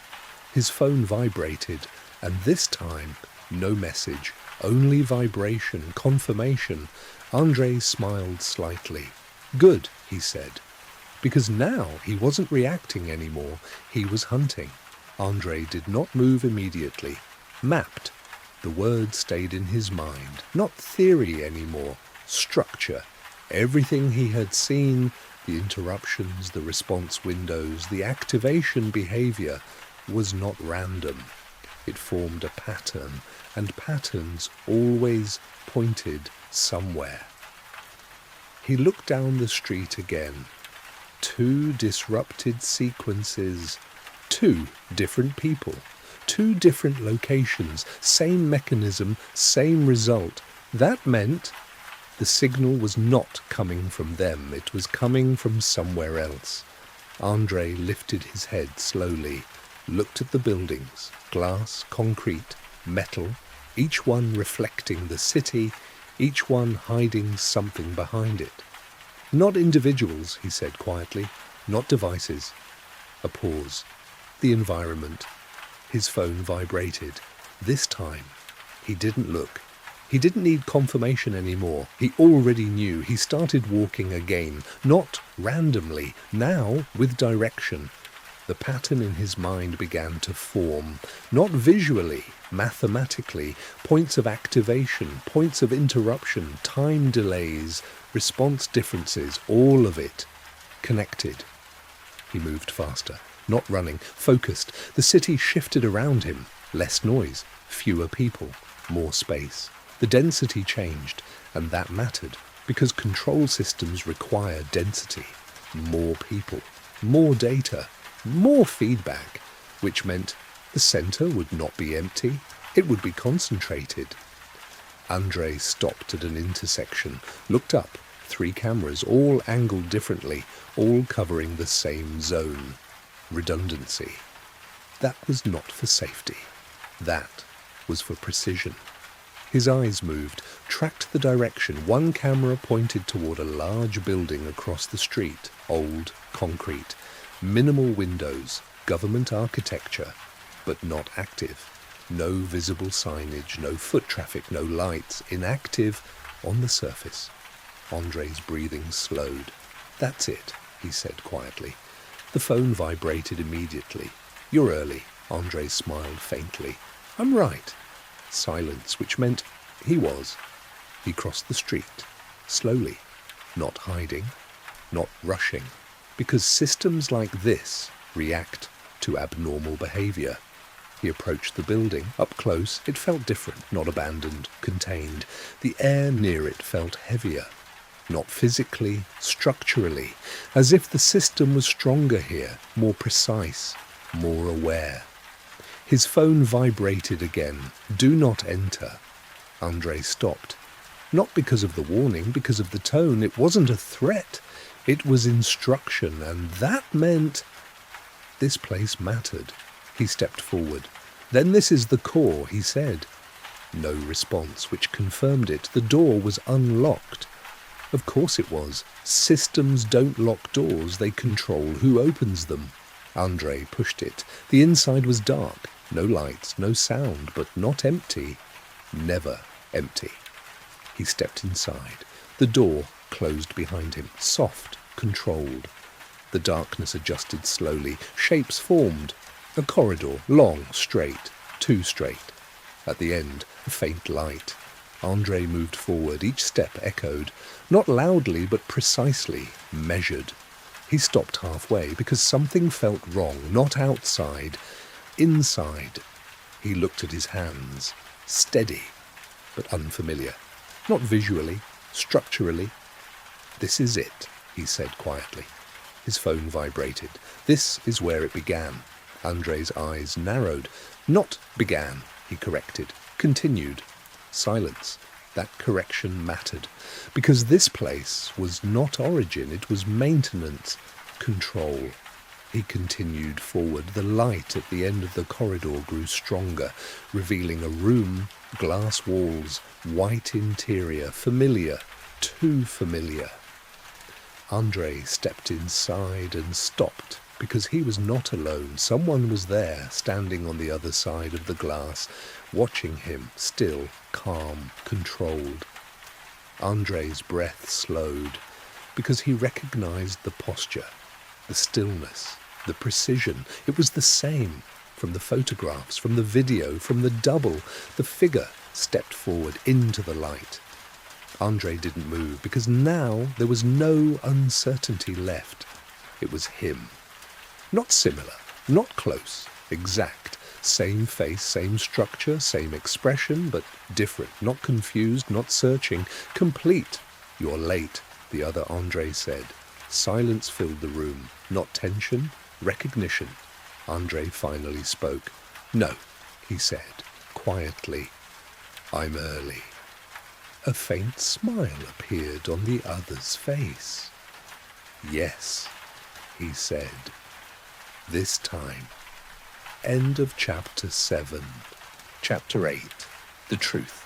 Andrey did not move, not because he was afraid, because movement in that moment meant choosing a version of reality. And for the first time, both versions stood in front of him, one inside his own body, uncertain, searching, reconstructing, the other complete. The man behind the glass did not rush, did not react, did not adjust. He simply observed, the same way Andrey had observed hundreds of people before, measured, calculated, without emotion. And that was the first difference, because Andrey felt something, not fear, recognition. You're not surprised. The other Andrey said, his voice was identical, same tone, same rhythm, same control. But something underneath it was different. There was no hesitation, no fragmentation. I've already seen you, Andrey replied. The other version tilted his head slightly, a familiar gesture, almost identical, but not exact. You've seen an iteration, he said. Not me. That word again, iteration. Andrey stepped closer to the glass. Then what are you? He asked. The other man didn't answer immediately. He moved instead, slow, deliberate, walking along the glass wall, mirroring Andrey's position. I'm the version that completed the process, he said. Silence. Andrey's eyes narrowed. Completed what? The other Andrey stopped, turned, looked directly at him. The project. The word carried weight now, not theory, not concept, reality. Andrey exhaled slowly. That means I didn't. A faint smile. Yes, not mockery, confirmation. That means I failed. Andrey said. No. The other corrected. You reset. Silence, that was worse. Failure ends a process. Reset repeats it. Andrey looked around the room. Glass walls, observation space, control environment, the same structure he had seen in fragments, in memory, in design. This is the control center, he said. Yes. And you've been here the whole time? No. A pause. I've been here every time. That changed everything. Not continuous presence, recurrent control. Andrey's breathing slowed. Then explain it, he said. The other Andrey didn't hesitate. You built a system to isolate memory access, he began, to test whether identity persists without it. Andrey nodded slightly. I remember that part. No, the other replied. You remember fragments. A pause. You don't remember the decision. Andrey's eyes sharpened. What decision? The other. Andrey stepped closer to the glass. To continue. Silence. The word settled heavily. Continue. You're saying I chose this? Andrey asked. Yes. Multiple times? Yes. Why? That was the first question the other did not answer immediately. He studied Andrey carefully, as if evaluating him, as if measuring something. Then he spoke, because the results were incomplete. Andrey felt something shift. Incomplete. Not wrong, not failed. Incomplete. That means it worked, he said slowly. Yes. And it didn't. Another pause. Yes. Contradiction? Which meant complexity? Andrey stepped closer. What part worked? The other Andrey's expression didn't change. You, he said. Silence. You function without memory, he continued. You adapt. You reconstruct. You maintain behavioral continuity. And the others? Andrey asked. A pause. They degrade. That word hit harder than expected. Not fail. Degrade. They lose structure, the other continued. They fragment. They collapse into unpredictability. And unpredictability, Andrey began, breaks the model, the other finished. Silence. Now it aligned. The victims, the disappearances, the processing, they weren't removed because they were dangerous. They were removed because they were unusable. And me? Andrey asked quietly. The other looked at him directly. You're the exception. Silence. Not relief. Wait. Because exceptions are not stable. They studied me, Andrey said. Yes. They used me. Yes. And you. A faint smile. I refined it. That was the first real difference. Not participant, not subject. Controller. Andrey stepped back slightly. That means you're still running it. Yes. And the city is part of the system. Confirmation, everything he had suspected was true. This wasn't a contained experiment. It was live, scaled, integrated. Why expand it? Andrey asked. The other version didn't hesitate this time, because small systems produce limited data, and large systems produce certainty. Silence. That was the goal, not control. Certainty. A world where every action could be predicted. Andrey's voice lowered. That's not science. It's control. The other, Andrey shook his head slightly. It's understanding. That word felt wrong, deliberately wrong. Understanding doesn't remove choice, Andrey said. The other looked at him calmly. Choice is noise. Silence. And noise reduces accuracy. Andrey didn't respond immediately, because that was the core belief, not just the system, the philosophy behind it. If you remove uncertainty, Andrey paused, you remove humanity. The other Andrey held his gaze. No, he said, you remove error. Silence did not follow the last words. It settled, you remove error. The statement did not feel like an argument. It felt like a conclusion already tested, already proven. Andrey didn't respond immediately, not because he disagreed, because he needed to understand how far that belief went. He stepped closer to the glass, close enough now to see details, micro-expressions, breathing patterns, eye movement. Everything was controlled, too controlled. You don't hesitate, Andrey said. The other version watched him. No. Not even now? No. Andrey studied him. That's not stability, he said quietly. That's limitation. A pause. The other Andrey did not react. Not emotionally. But something shifted, barely. A fraction. Andrey saw it. You removed uncertainty, he continued, but you also removed variation. Silence. That's not improvement, it's reduction. The other Andrey tilted his head slightly. Reduction increases accuracy and destroys adaptability, Andrey replied. A pause, this time longer. That mattered, because it meant the argument had reached something real. The other Andrey stepped closer to the glass. You're still thinking like an observer, he said. Andrey shook his head slightly. No, I'm thinking like the original. That word, original, landed differently. For the first time, the other version didn't respond immediately. Andrey noticed that delay, small but present, was something new. You remember enough now, the other said finally, but not everything. Andrey nodded. Then show me. Silence. Then no. That was expected. You don't show truth, Andrey said. You let it emerge. The other version's eyes sharpened slightly. Yes, confirmation again, which meant he was still following the same logic, the same system, and that was the weakness. Andrey stepped back, looked around the room again, glass walls, observation space, control interface, but now he saw something else, not the structure, the gaps. There were no active screens, no visible data feeds, no direct control panels. That didn't make sense. A system of this scale requires constant input, constant monitoring, constant adjustment. But this room felt passive, like observation, not control. Andrey's eyes narrowed. This isn't the core, he said.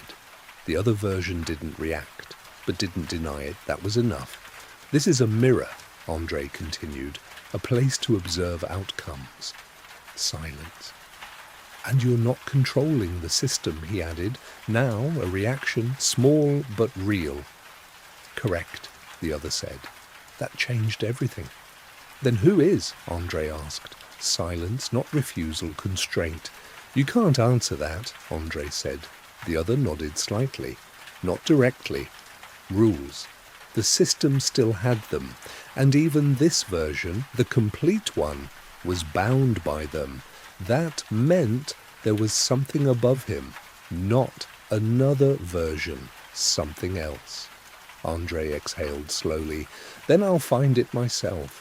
The other Andrey watched him carefully. You tried. I failed, Andrey replied, a pause. Yes. Not denial, confirmation. Then this time will be different, Andrey said. The other version's expression didn't change. No. That answer came too quickly, too certain. Why? Andrey asked. A pause, long. Then, because the system adapted. That landed, hard. Adaptation, which meant every previous attempt had made it stronger. Andrei's mind moved fast. If it adapts, he said slowly, then it learns. Yes. And if it learns, it predicts faster. Silence. That was the real danger. Not control, acceleration, a system that becomes more accurate with every failure. And you're part of that, Andrey said. Yes. You're not the solution. No. You're the result. A pause. Yes. That was the truth. Not the enemy. The outcome. Andrey stepped closer again. Then why are you still here? That question mattered, because results are not usually preserved unless they serve a purpose. The other, Andrey looked at him. Because you asked me to be. Silence. That shifted everything again. I created you, Andrey said. Yes. To continue the project. Yes. To finish it. Yes. And you did. The other version paused. For the first time, a real pause, then, no. Andrei's eyes sharpened. That means it's still running. Silence.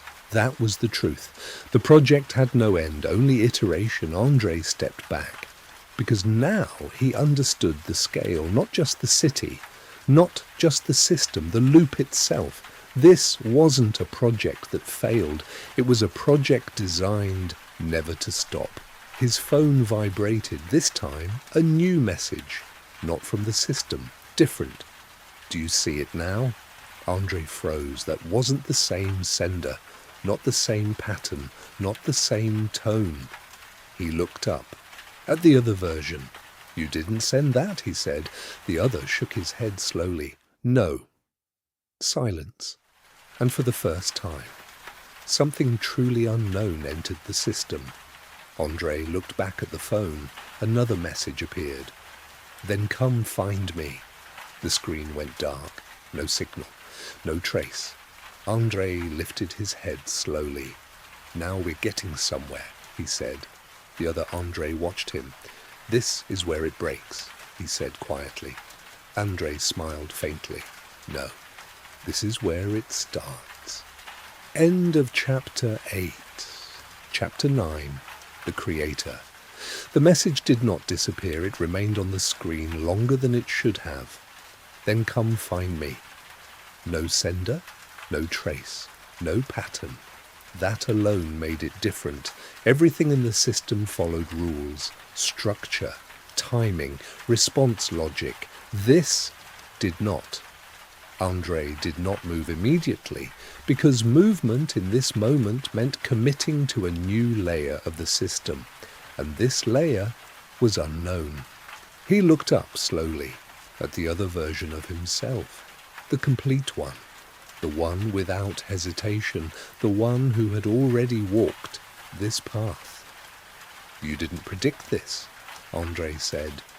It wasn't a question. The other Andrey remained still, but something shifted. Not visibly, structurally. No, he said. That answer mattered more than anything else in the room, because it confirmed one thing. The system was no longer closed. Something had entered it, or Something had always been outside it. Andrey stepped back. For the first time since entering the room, he broke eye contact. That was intentional, because the system relied on focus, on alignment, on engagement. And if this new variable did not follow those rules, then it required a different approach. "Who is it?" Andrey asked. The other version did not respond immediately. Then, "I don't know." That was the first uncertainty. Real, unfiltered. Andrey's eyes sharpened. "You're lying." "No." Another pause. "I don't have access." That was worse. Not ignorance, restriction. Even the completed version was limited, which meant whatever had sent that message was beyond the system, or above it. Andrey looked back at the phone. The screen was dark now. No signal, no data. Erased. But not random. Nothing here was random. "That means there's another layer," Andrey said. The other version didn't respond, which meant agreement. Andrey turned away from the glass. For the first time, he stopped observing the system and started thinking beyond it. "If the system predicts behavior," he said slowly, "then anything unpredictable exists outside it." Silence. That logic was simple, but its implication was not, because unpredictability cannot be controlled, and what cannot be controlled cannot be modelled, and what cannot be modelled cannot be predicted, which meant it breaks the system. Andrey exhaled slowly. "That's why you couldn't stop it," he said. The other version looked at him. "Yes, not denial, confirmation." "That's why it continues," Andrey added. "Yes, and that's why you're still here." Silence. That question had no immediate answer, which meant it mattered. The other Andrey stepped back slightly, for the first time creating distance. "I was created to maintain stability," he said, "and when instability appeared," he paused, "I couldn't resolve it." Andrey nodded slowly, because now the structure was clear. He built the system. The system created a controlled version of him. That version optimized the system. The system expanded, and then something entered it, something it could not predict, and everything began to break. "And instead of shutting it down," Andrey said quietly, "I reset." The other version didn't deny it. Yes, that was the loop. Failure, reset, repeat. Not because the system didn't work, because something inside it shouldn't exist. Andrey looked at the glass again. "Then this isn't about the project anymore," he said. "No. It's about what broke it." Yes. That was the real objective now. Not control, not memory, not identity. The anomaly. The one thing the system could not account for. Andrey looked back at his phone. "Then I'll find it," he said. The other version watched him. "You tried." Andrey smiled slightly. "I wasn't looking in the right place." Silence. Because this time he understood the difference. Before, he searched inside the system. Now he would search outside it. He turned toward the exit for the first time, not reacting, not following, choosing. And that was something the system had never fully controlled. As he reached the door, his phone vibrated again. A new message, different. "You're close." Andrey stopped. This one was not from the system, not from the other version, not from anything he understood. "Then show me," he said quietly. A pause, then, "Come alone." The screen went black again. No trace, no signal. Andrey exhaled slowly. "This is it," he said. Behind him, the other version remained still, watching, waiting, because this part was no longer his. Andrey did not look back, not at the glass, not at the other version of himself, because whatever remained behind that wall belonged to the system, and for the first time he was leaving it, not physically, structurally. He stepped into the corridor. The same corridor, but it felt different now. Not because it had changed, because he had. Before, every step here had meaning, direction, purpose. Now, it felt empty, not safe, untracked, and that was new. His phone remained silent, no instructions, no corrections, no feedback, which confirmed it. He was outside the model, and without the model, the system could not guide him. He walked slowly. Not because he was cautious, because he was listening. Not for sound, for absence. Systems generate noise, data, feedback, signals. Silence meant disconnection. And here, the silence was absolute. He reached the end of the corridor. The door stood slightly open. He didn't touch it immediately, because this was the boundary, not of space, of control. He pushed it. The outside air hit differently, cold, real, not filtered, not processed. He stepped out. The city was still there, same streets, same lights, same movement, but something was missing. The interruptions, the micro delays, the subtle distortions gone. Everything moved smoothly, too smoothly. Andrey stopped. That's not normal, he said, because real systems contain error, variation, noise. This was too clean. His phone vibrated. You crossed the boundary. Andrey looked at the message. Which means, he asked. A pause, longer than any before. Then, you're no longer being corrected. That landed. Correction. The system didn't just observe, it adjusted, maintained alignment, and now that function was gone, which meant everything he saw now was either real or something deeper. Andrey stepped forward. The street felt wider, less defined.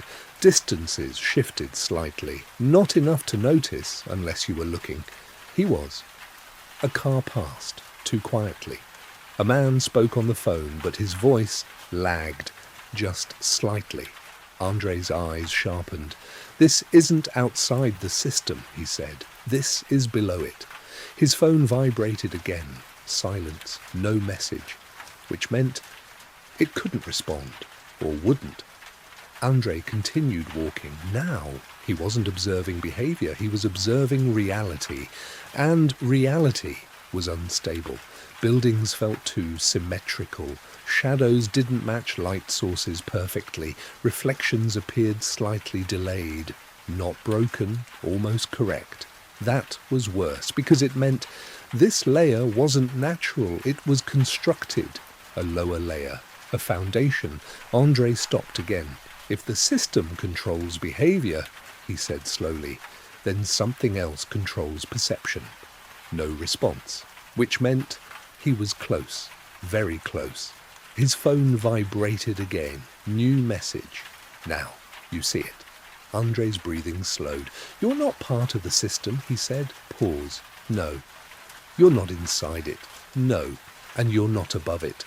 Silence. Long. Then, I built the layer you're standing in. Andrey froze. That changed everything, because that meant this wasn't escape. It was deeper. You built this? Andrey asked. Yes.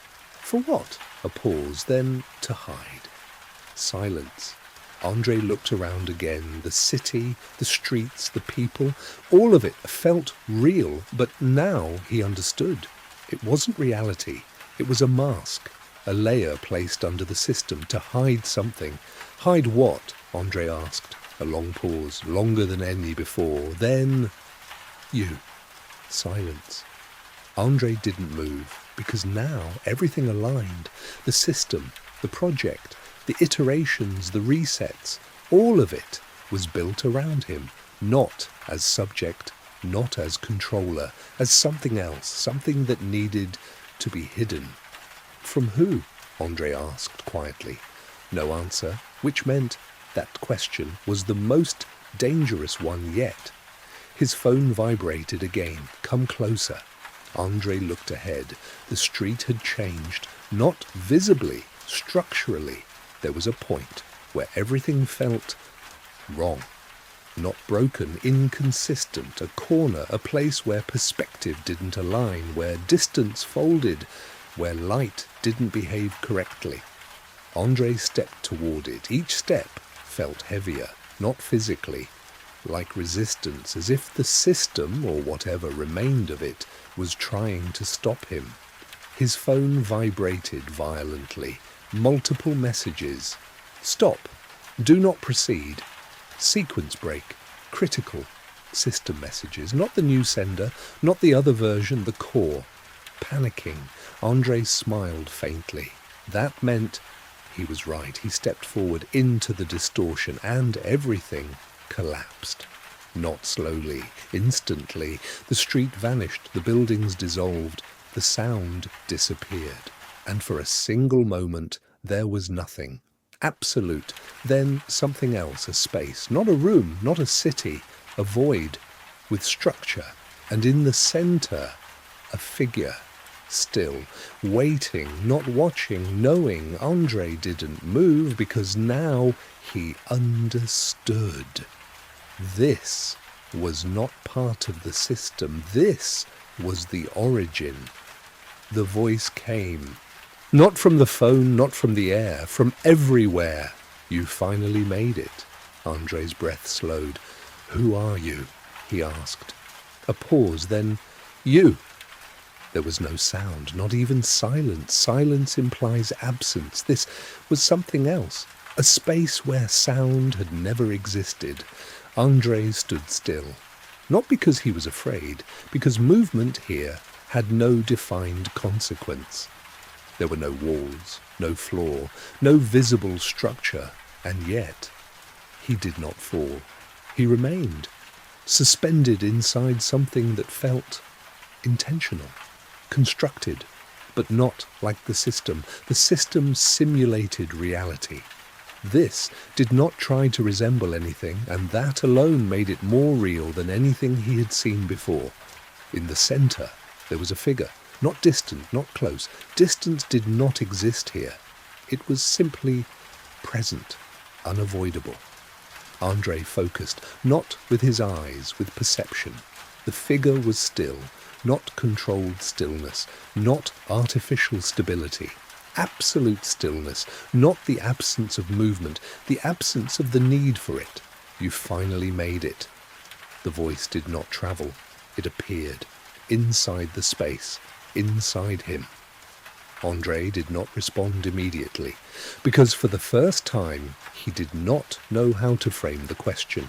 Not who are you, not what is this, because both had already failed before. Instead he asked, where am I? A pause, not hesitation, processing. You are outside your system. That answer was precise, too precise. Then this is another layer, Andrey said. No. That response was immediate. This is what exists when layers are removed. Silence. Andrey felt something shift inside his thinking. Not expanded, reframed. If this is not a layer, he said slowly, then it's the base. A pause. Closer. That word mattered. Not correct, closer, which meant he still didn't fully understand. Andrey stepped forward, or thought he did. Movement here did not translate the same way, but the figure became clearer. It was him, again, but not like the other version, not refined, not controlled, not complete. This version felt different, not stable, not unstable, fundamental, like something that existed before all the others. You're not the system, Andrey said. No. You're not the completed version. No. Then what are you? A pause, longer than before, then I am what remains when everything else is removed. Andrey didn't speak, because that answer was not descriptive, it was definitional. You're the original, he said. No. That answer came instantly. Andrey's eyes narrowed. Then I am, he asked. Silence. Then you are an iteration. That word again, but now it carried more weight, because this time it wasn't said by the system. Andrey felt something shift deeper. If I'm an iteration, he said slowly, then there was a first. Yes. And you're not it. No. Then where is it? Silence. Not refusal. Boundary. You're not ready to access that. Andrey exhaled slowly. Then why bring me here? The figure didn't move, didn't change, because you broke the system. That was the answer, not curiosity, not permission, condition. You interrupted sequence alignment, the voice continued. You introduced unpredictability. You created deviation beyond correction. Andrey listened, not as a subject, as an equal. That's what I was trying to do, he said. Yes. Then why stop me? A pause. I didn't. That answer hit differently, because it meant everything up to this point had not been controlled by this entity, which meant there were multiple forces at play, the system, the completed version, and now this. Andrey's mind aligned the structure. You're not controlling the system, he said. No, you're observing it. Yes. Why? Silence, then, to determine if it should continue. That answer changed everything, because it meant the system itself was not final. It was being evaluated. Andrey stepped closer. By who? The figure didn't respond, which meant that question was not allowed. Then answer this, Andrey said. If the system fails, what happens? A pause, then it resets. Andrey nodded. I know that. No, the voice replied. You experience that. Silence. That's different, Andrey said. Yes. Then what happens if it succeeds? Long pause, longer than anything before. Then it replaces. Andrey froze. Replaces what? Silence. Then everything. The word did not echo. It did not need to. Andrey felt the meaning before he fully processed it. Not just the city, not just behavior, reality. A system that predicts perfectly does not observe reality. It becomes it. That's not a project, Andrey said quietly. That's a takeover. No. A pause. That is completion. Silence. Andrey looked at the figure again. You're deciding whether that happens? Yes. And me? You are the variable. That landed. Not subject, not controller. Variable. The only unpredictable element, Andrey exhaled slowly. Then I can stop it. A pause. You can influence the outcome. Not stop. Influence. That distinction mattered. How? Andrey asked. The figure did not answer immediately, because this time the answer had weight and consequence. You must choose which version continues. Andrey's eyes sharpened. The system or uncertainty. Silence. One leads to control, the other to chaos. But chaos contains freedom. Andrey looked down, then back up. And what happens to me? A pause. Long, then you won't remember choosing. The space did not change, but something inside it did. A choice had been introduced, not imposed, not forced, defined. You must choose which version continues. The words did not echo, they remained, like a structure forming around him. Andrey didn't respond immediately, because this was not a decision of action, it was a decision of reality. He looked at the figure again, the one that was not the system, not the completed version, something deeper. You said I won't remember, Andrey said. Yes. Then the choice doesn't matter. A pause. No, the voice replied. It is the only thing that matters. Silence. That contradiction was the key. Andrey understood it instantly. Memory defines continuity, but choice defines direction. Even if forgotten, it shapes everything that follows. So, This has already happened, Andrey said. Yes. And I chose, yes, and we're still here. Yes. That was the answer. Not failure, not success. Continuation. Andrey exhaled slowly. That means neither option is stable. No. Then why offer the choice? A pause, long. Because you are the only variable that cannot be removed. That was the truth. The system could adapt. The completed version could refine. The project could expand. But him, the unstable version, the one that questioned, the one that interrupted, could not be eliminated, which meant he was necessary. Andrey looked down, then back up. Then I won't choose, he said. Silence. That was not expected. The space responded, not with sound, with tension. That is not an option. Andrey shook his head slightly. It is. A pause. If both outcomes continue the system, he said slowly, then choosing either one maintains it. Silence. And if I refuse, the space shifted. For the first time, something reacted. You create undefined behavior. Andrey smiled faintly. Yes, that leads to collapse. Good. Silence, that word good, did not belong here, because collapse was not part of the system. It was the end of it. Andrey stepped forward, not toward the figure, through the space. I didn't build this to control reality, he said. I built it to understand it. A pause. And I made the same mistake twice. Silence. First, he continued, I assumed memory defines identity. A step. Then another step. I assumed removing error improves the system. The space reacted again, subtle, unstable. And now, he stopped. I see the real problem. Silence. The system tries to remove uncertainty. A pause. But uncertainty, he looked directly at the figure, is the only thing that creates meaning. For the first time, the figure moved, not physically, conceptually. Something shifted. You are introducing instability beyond acceptable limits, Andrey nodded. Yes, that will terminate the system. That's the point. Silence, not empty, resistant. Because now the system understood he wasn't choosing, he was rejecting the framework itself.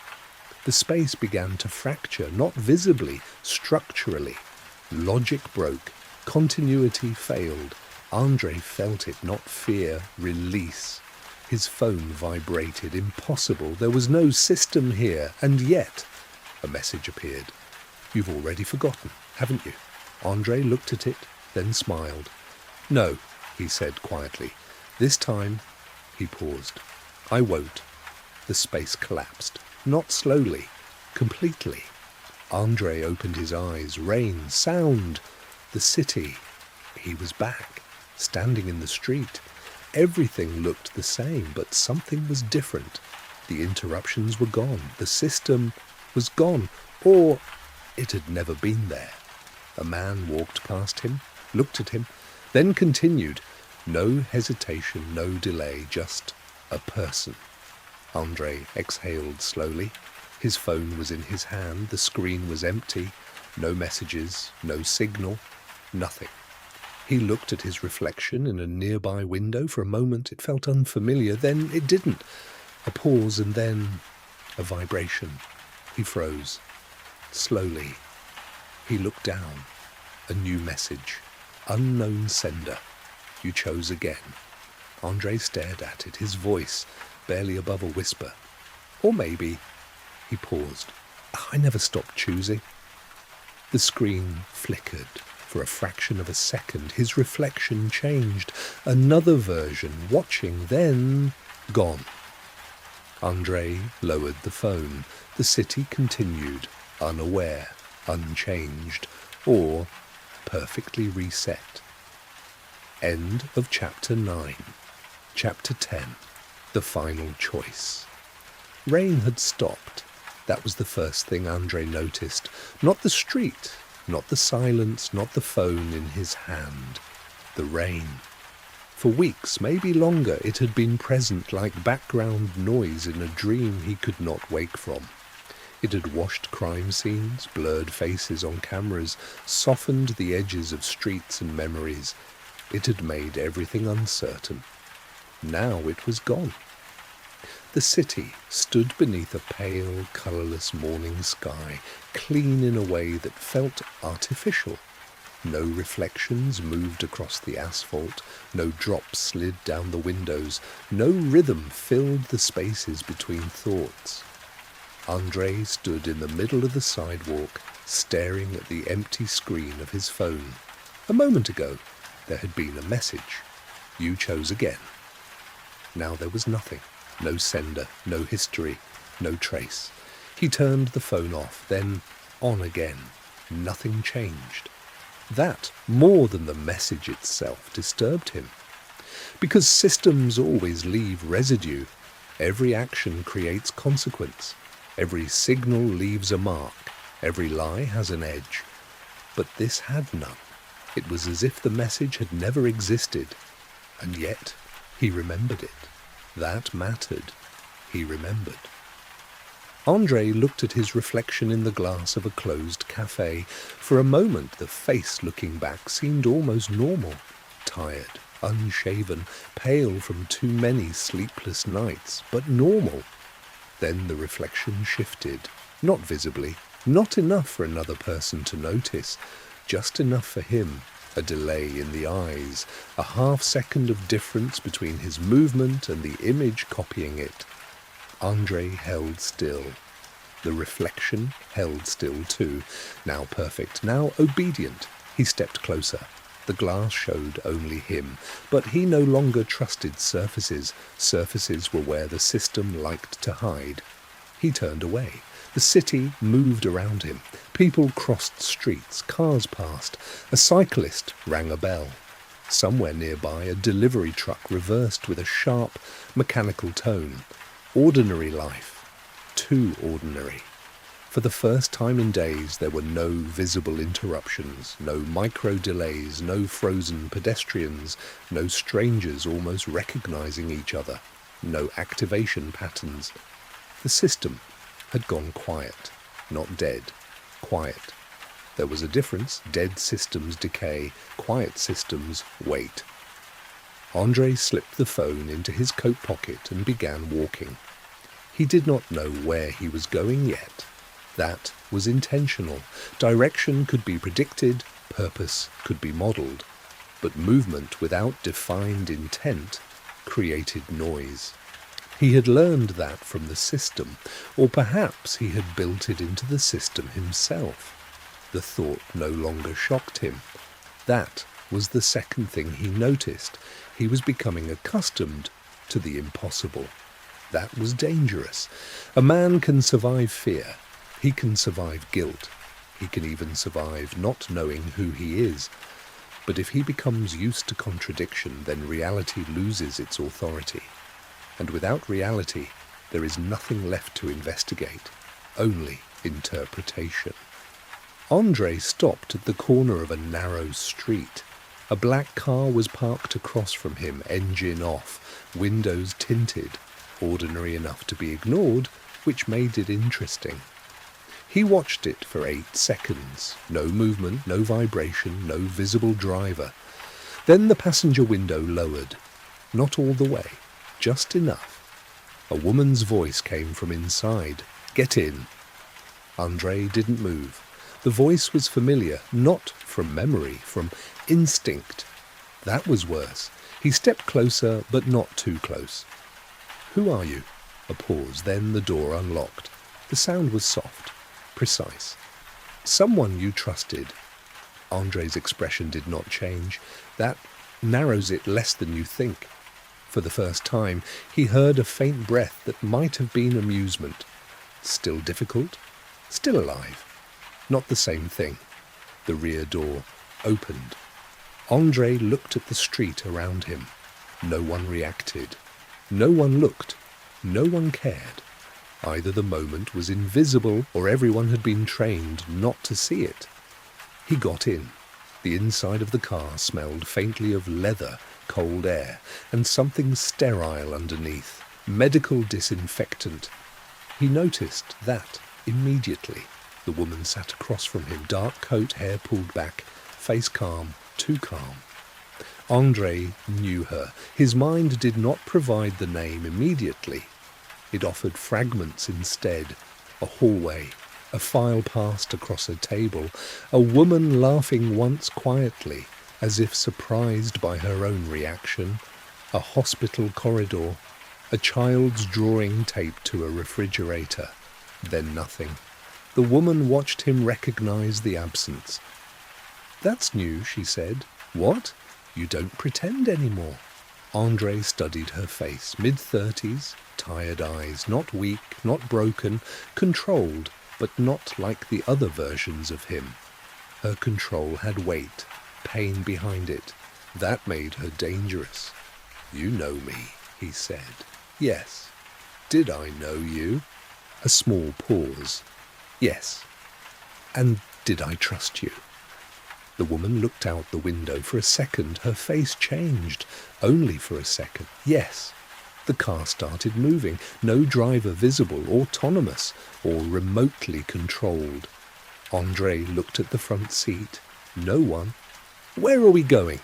"To the place you always end up." That sounds inconveniently symbolic. It is inconveniently accurate. Andrey leaned back. His hand remained near his pocket. The woman noticed. "You don't have a weapon." "No." "But you checked anyway." "Habit?" "No, residual behavior." He looked at her. "That sounds like project language." "It is." "Then you were part of it?" Her eyes returned to him. "I was more than part of it." The car turned onto a wider road. Outside, the city began changing, not dramatically. No sudden shift, no collapse of reality, just a gradual removal of ordinary detail. Fewer pedestrians, fewer shops, fewer signs of accidental life. The city became cleaner, straighter, more controlled. Andrey recognized the pattern. They were moving toward a designed space, a place where randomness had been reduced. He looked back at the woman. "You sent the last messages?" "Some of them." "Which ones?" "The ones that helped you." He nodded slightly. "And the ones that hurt me?" A pause. "Sometimes those were the same." That answer was honest enough to be useful. He looked at her hands. No wedding ring, but there had been one. The slight pale mark remained. He saw it. She saw him see it. Her fingers curled slightly. "You're still good," she said, "at noticing damage, at pretending not to care." Andrey said nothing. The car continued. After a while he asked, "What's your name?" She looked at him for a long moment. That question had cost her something. He saw it. "Eleanor." The name entered him like a key turning in a lock, not opening the door, just proving there was one. Elena. The fragments returned. A station hallway, a cup of coffee left on his desk. Her voice. "You can't reduce people to patterns forever." His answer. "Only until they prove me wrong." A child's laugh, a man screaming, white light, blood on tile. And then the memory collapsed. Andrey closed his eyes. Elena watched silently. When he opened them, she said, "You remembered something." "Not enough." "You never do." "Is that why you came?" "No." "Then why?" She looked at him with an expression that was almost pity. "Because this time you got further than before." "How much further?" "You met the observer." Andrey went still. Elena noticed. Of course she did. "The thing outside the system," she said. "The one that offered you a choice. You know about it." "I know what you wrote about it." "I wrote about it?" "You wrote about everything." The car entered an underground passage. Concrete swallowed the daylight. Lights passed overhead in perfect intervals. Andrey counted them without meaning to. 7, 8, 9, 10. A camera tracked the vehicle, then another, then another. The car slowed. A gate opened, no guard, no sound, just access granted. "Where are we?" he asked. Elena looked ahead. "Under the city." "That's not an answer. It's the most honest one." The vehicle stopped. The doors unlocked. Elena stepped out first. Andrey followed. The space beyond the car was not a parking garage. It had been one once, maybe. Now it was something else. A facility built inside the bones of forgotten infrastructure. Concrete pillars, reinforced doors, glass sections added later. Cables running along ceilings like exposed nerves. Everything functional, nothing decorative. Andrey recognized the logic of it instantly. This place had not been designed to impress. It had been designed to continue. Elena walked ahead. He followed, but kept distance. Not because he feared her, because closeness implies trust, and trust was now an instrument he refused to use carelessly. They passed through 2 doors, then a corridor, then another door requiring Elena's palm. The scanner accepted her. That mattered. She still had access, not stolen, not improvised, authorized.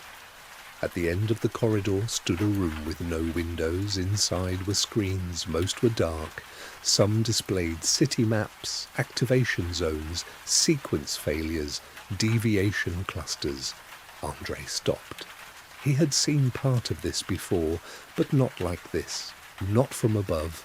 The city was not a city here. It was a model, a nervous system, a field of behavioral pressure points. Elena watched him take it in. "This is what you built first," she said. "No." "Yes." He stepped closer to the nearest screen. A map displayed previous disappearance sites. Katya, the man from the alley, the woman at the bus stop, others, dozens, maybe hundreds, some marked red, some grey, some white. "What do the colours mean?" Elena did not answer immediately. He turned toward her. "Eleanor." She looked at the map. "Red means processed. And grey? Unstable. And white?" A pause. "Recovered." He looked back at the screen. There were very few white marks. "Recovered how?" "You interrupted them." Andrey stared at the map. Only 2 white marks. The man, the woman, the 2 sequences he had broken, the only ones. "So it can be reversed?" "No," Elena said. "Interrupted." He turned. "Difference?" "Reversal restores what was lost. Interruption prevents loss from completing." "And the red?" She said nothing. He understood. "Access revoked." "Yes." "Can it be restored?" Elena looked at him. "That depends on you." Andrey laughed once, dry, quiet, not amused. "Everything depends on me." "No," she said. "Everything depends on what you left behind." That caught him. "What does that mean?" Elena walked to a terminal. She entered a sequence manually, not fast, careful. A screen activated. Text appeared. Project Nemesis. Primary architect, Andrey Volkov. Secondary override, Elena Morozova, failsafe. Status, dormant. Andrey read the words twice. "Nemesis," he said. "The goddess of memory. You chose the name. That sounds like me." It did. He looked at the final line. "Failsafe dormant." Elena nodded. "You built a way to stop it." "Then why is it still running?" "Because you locked the failsafe behind a condition." "What condition?" She turned from the screen. "You." Andrey waited. Elena's face hardened. "Not your fingerprint, not your voice, not your DNA. You knew all that could be copied, cloned, simulated, or forced." "What then?" "Continuity." The word moved through the room like a blade. Andrey looked back at the screen. "Explain." "You believed identity wasn't memory. You believed it was pattern. So you made the fail-safe respond only if your pattern reached the same conclusion without access to memory." Andrey understood slowly. Then all at once, I had to choose to stop it again. Yes. Without remembering why. Yes. He turned away from the screen. That's insane. Elena's voice was cold. It was brilliant. He looked at her.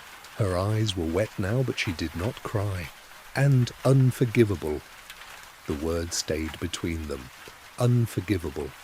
Andrey did not defend himself. That surprised her. He saw that too. "What did I do to you?" he asked. Elena looked at him for a long time. When she spoke, her voice had changed. Lower, less controlled. "You still don't know." "No." "You should. I probably should know many things. My daughter was one of your early subjects." The room seemed to contract. Andrey did not move. Elena continued. "She was not supposed to be. She was 7. She wasn't part of the program. She wasn't even in the building for the trial." A memory fragment rose. A small hand. A drawing of a house. Red roof. Blue windows. A girl asking, "Why does the room have no toys?" Andrei's breathing changed. Elena saw it. "You remember her?" He could not answer immediately. Fragments. Her name was Mila. The name struck harder than expected. Mila, the fragment sharpened. A child hiding under a table. Alarm lights. Someone shouting. Elena screaming his name. Andrei's own hands covered in blood that was not his. Then the memory broke. Andrey gripped the edge of the table. Elena did not help him. He did not expect her to. "What happened?" he asked. "You tell me." "I don't remember. That excuse has protected you for years." "It isn't an excuse." "No," she said. "It's worse. It's convenient truth." Andrey looked at her. She stepped closer. "You built a system that could erase guilt by removing access to memory. Do you understand what that means?" "Yes." "No, you don't." Her voice sharpened. "It means a man can destroy a life, remove the memory of doing it and continue functioning. He can wake up the next morning and call himself innocent because he feels no guilt." Andrey said nothing. Elena's voice trembled now, but she kept going. "You wanted to prove identity survives memory loss, but what you really built was absolution without confession." That landed, not like accusation, like truth. Andrey looked down. For the first time, there was no deduction to protect him, no pattern to hide behind, only the shape of what he had made. "And Mila?" he asked quietly. Elena swallowed. "She survived." Andrey looked up. Something in him almost moved toward relief. Elena saw it and destroyed it before it formed. "She survived. Physically." Silence. "Access revoked?" he asked. Elena's face went still. "Completely." Andrey closed his eyes. Mila, 7 years old, not dead, not alive in the way a person should be, present without herself, a body without access to identity. The most terrible kind of disappearance.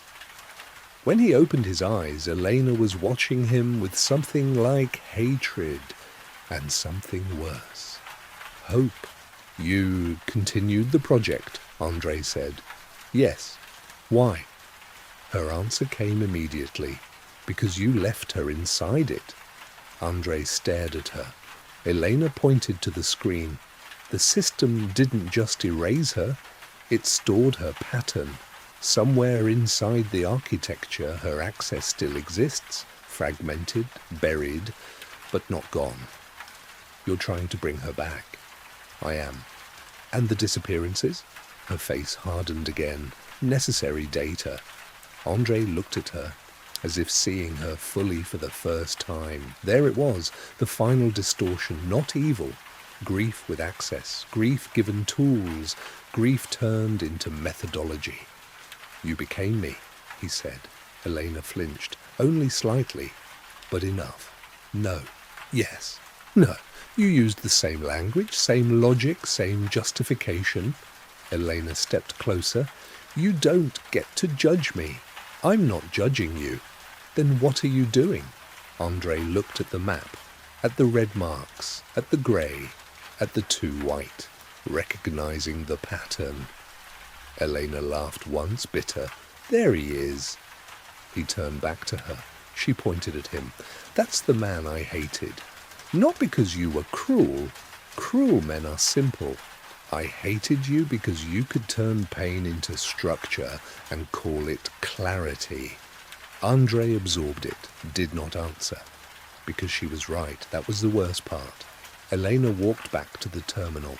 There is one way to end this. The fail-safe. Yes. And Mila? Elena stopped. If the fail-safe activates, the system collapses. And her pattern? Her silence answered. Andrey understood. Stopping the system would destroy whatever remained of her. Keeping it running would continue consuming others. That was the final trap. Not technical, moral, the kind no system can solve, because systems can optimize only toward a defined goal. They cannot decide what a life is worth. Only people can, and people are unreliable. That is why Andrey had tried to remove them from the equation. Now he stood inside the consequence. Elena looked at him. Now, you know why you kept choosing to forget. Andrey said nothing. She continued. Every time you got here, you understood. Every time you stood where you are standing now. And every time you couldn't choose. So I reset. Yes, and you let me. I needed you to reach the fail-safe, but not activate it. Eleanor's eyes hardened. I needed you to unlock it. The screen changed. Fail-safe condition, partial match, architect pattern recognition, 87% ethical conflict threshold, active, final confirmation required. Andrey stared at it. Elena. She raised a small device in her hand. He recognized it. The same type used in the videos, the one pressed to the victims' necks. Only this one was different, modified. You said it yourself, she whispered. Choice defines direction. Andrey did not move. Elena. Her eyes filled with tears now, but her hand was steady. I'm sorry, she said. Then she pressed the device against her own neck. A flash, white, silent, and Elena collapsed. Elena hit the floor without a sound, no scream, no resistance, no visible struggle, just a body losing access. Andrey didn't move for a second, not from shock, from recognition. He had seen this before, not as a witness, as the cause. He stepped forward and caught her before her head struck the ground. Her body was still warm, breathing, alive, but her eyes empty, not unconscious, absent. Access revoked, he said quietly. The words felt different now, not clinical, final. He lowered her carefully to the floor, not gently, precisely, because precision had always been easier than emotion. The device fell from her hand. He picked it up, turned it, examined it. Modified interface, no external controls, single-use trigger. She hadn't activated a sequence, she had removed herself from it. Why? He asked. But the room did not answer. Elena could not answer. Andrey looked at the screen. Fail-safe condition, partial match, architect pattern recognition, 92% ethical conflict, threshold, critical. The number had changed. He hadn't done anything, and yet something had progressed. He looked back at Elena. Her face was calm now, peaceful, not because she was at rest, because she was no longer present enough to feel anything. She forced the condition, Andrey said. Understanding came quickly, too quickly. Elena knew she couldn't choose, not while she remembered Mila, not while the system still held her. So she removed herself from the decision and left it to him. Andrey exhaled slowly. That was your last move, he said quietly. Not accusation, recognition. He stood, looked at the map again, red, grey, white. Dozens lost. 2 interrupted. 1 waiting. Mila. He closed his eyes. The fragment came back. A small girl holding a drawing. "Will you remember me?" she had asked. Andrey had answered, "I don't need memory to recognize you." He opened his eyes. That answer now felt empty, because recognition without memory is not the same as connection. His phone vibrated. Impossible. But it did. New message. "You reached the threshold." Andrey didn't react immediately. "Then this is it," he said. The screen flickered. "Final condition requires choice." Of course it did. Everything led here.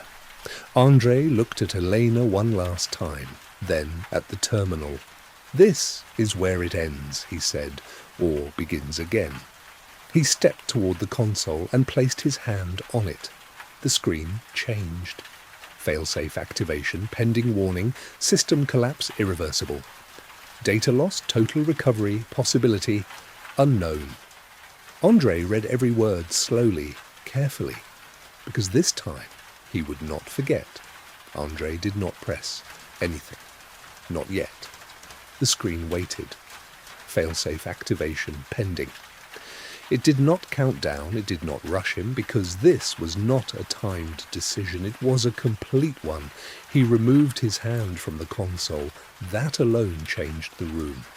The screen dimmed slightly, as if the system recognized hesitation and adjusted to it. "Of course," Andrey said quietly, "the system doesn't force the choice. It creates the conditions for it." He looked at Elena again. Still on the floor, still breathing, still gone. She had removed herself from the decision because she couldn't make it. Now it was his. Andrey turned back to the screens. The city map pulsed faintly, red, grey, white, and something new, a point he hadn't noticed before, not marked, not categorized, unlabeled. His eyes narrowed. "That's not part of the system," he said, which meant it mattered. He stepped closer, zoomed in. The interface responded instantly. No delay, no resistance. The point expanded into a small structure, not a building, not a facility, a data cluster, hidden. He recognized the pattern, not from memory, from design. "That's storage," he said. "A place where fragmented identities were kept, not erased, held." Andrey's breathing slowed. "Mila!" The word felt heavier than anything else in the room. If she still existed, it would be there. Not as a person, as pattern, as fragments of memory access. Not alive, but not gone. He hesitated, because now the choice had a shape, not abstract, not theoretical, real. If he activated the failsafe, everything would collapse, the system, the control, the stored patterns, everything, Mila included. But if he didn't, the system would continue. More disappearances, more lives reduced to fragments, more processed. Andrey closed his eyes. The fragment returned again, clearer this time. Mila sitting on the floor, drawing a house, 2 figures, one taller, one smaller. "Is that your family?" he had asked. She shook her head. "No," she said. "Then who is it?" She looked up at him. "You and me." The memory broke. Andrey opened his eyes. That wasn't random. That wasn't projection. That was connection. Something the system could not model. Something it could not reduce. And that was the problem. The system didn't understand relationships, only patterns. And relationships break patterns. Andrey stepped closer to the console. His hand hovered over the interface, then stopped. "No," he said. The word surprised even him, because for the first time he wasn't reacting. He was redefining the choice. "It's not binary," he said quietly. "Not destroy, not continue." There was another option, there had to be, because systems always contain blind spots. Andrey moved his hand. Not toward activation, toward the hidden cluster. The interface resisted, for the first time. Resistance. Restricted, the system displayed. Andrey exhaled slowly. Of course, the most important part was protected. He looked at Elena again, then at the device on the floor. She had made a choice not to solve the problem, to remove herself from it. But he couldn't do that, because now he understood something she didn't, or couldn't accept. This system isn't just holding them, he said, it's depending on them. The realization formed fully. The stored patterns weren't passive. They were part of the system's prediction engine. Every identity, a data point, every memory fragment, a variable. If he destroyed them, the system wouldn't just collapse. It would erase the possibility of restoring them. Andrey's eyes sharpened. That's the real trap, not choice, loss, forced loss. He looked at the console again. Fail-safe. Too absolute, too clean, too final. That's not how I would design a solution, he said, because real solutions allow recovery. And this one didn't. That meant it wasn't the only solution. Andrey stepped back, looked at the entire room again, not as a user, as the architect. What did I miss? He whispered. Silence. Then his phone vibrated. Impossible. But it did. A new message. Look deeper. Andrey froze. Not the system, not Elena, the other presence, the one outside, the observer. He looked back at the interface, then beyond it, not at what it showed, at what it hid. And then he saw it. A second layer, beneath the system, beneath storage, beneath control, a core process, not labeled, not documented, hidden even from him or hidden by him. Andrey's breathing slowed. That's it. The real failsafe, not destruction, transformation. He stepped forward. This time, the system didn't resist, because this path was never meant to be taken, and that made it possible. Andrey didn't rush. He had learned that rushing inside a system designed for prediction only made him easier to model, so he slowed down, not physically, mentally. The interface in front of him still displayed the failsafe prompt. Failsafe activation pending system collapse. Irreversible clean. Absolute wrong. Because nothing real is ever absolute. He shifted his focus away from the visible controls toward the structure beneath them, the second layer, the one the system didn't want him to see. At first it looked like noise, unorganized data, fragments without meaning, but Andrey knew better. Systems never waste space. If something exists, it serves a function. He leaned closer, not looking for labels, looking for behavior. The layer pulsed, not visually, logically, inputs, outputs, connections, and then he saw it, not a file, not a cluster, a process, continuous, running beneath everything else. This is it, he said quietly. Not storage, not control, interpretation. The system didn't just predict behavior, it translated identity, converted human complexity into structured patterns, reduced experience into variables. But this layer, this deeper layer, did something else. It preserved inconsistency, not removed it, held it. Andrey's breathing slowed. That's where they are. Not erased, not even fragmented, held in contradiction, unresolved. That's why they weren't gone. They were trapped between states, not fully processed, not fully accessible, and Mila was there. Andrey reached toward the interface. This time, no resistance, because the system didn't recognize this as an action. It didn't have a model for it. He accessed the process. Immediately, the room changed. Not visually, internally, the screens flickered. Data streams surged. The map distorted. Red zones shifted. Grey expanded. White flickered. System instability. Triggered. His phone vibrated violently. Multiple messages. Unauthorized access. Core process compromised. Stability. Failure. Imminent. Andrey ignored them, because for the first time, the system was reacting. Not predicting, not controlling, reacting. And that meant it was losing. He focused deeper. The process unfolded, not as code, as structure. He saw patterns overlapping, identities intersecting, memories colliding, unresolved connections held in suspension. And there he found her, not visually, but unmistakably. A pattern, smaller than the others, less complex but still intact. Mila. The name existed here, not spoken, encoded. Andrei's hand trembled. Just slightly, not from fear, from recognition. This was her, not the girl, but the structure that made her who she was. Incomplete, but still hers. He reached toward it, carefully, not to extract, to understand. The moment he touched it, everything changed. A flood.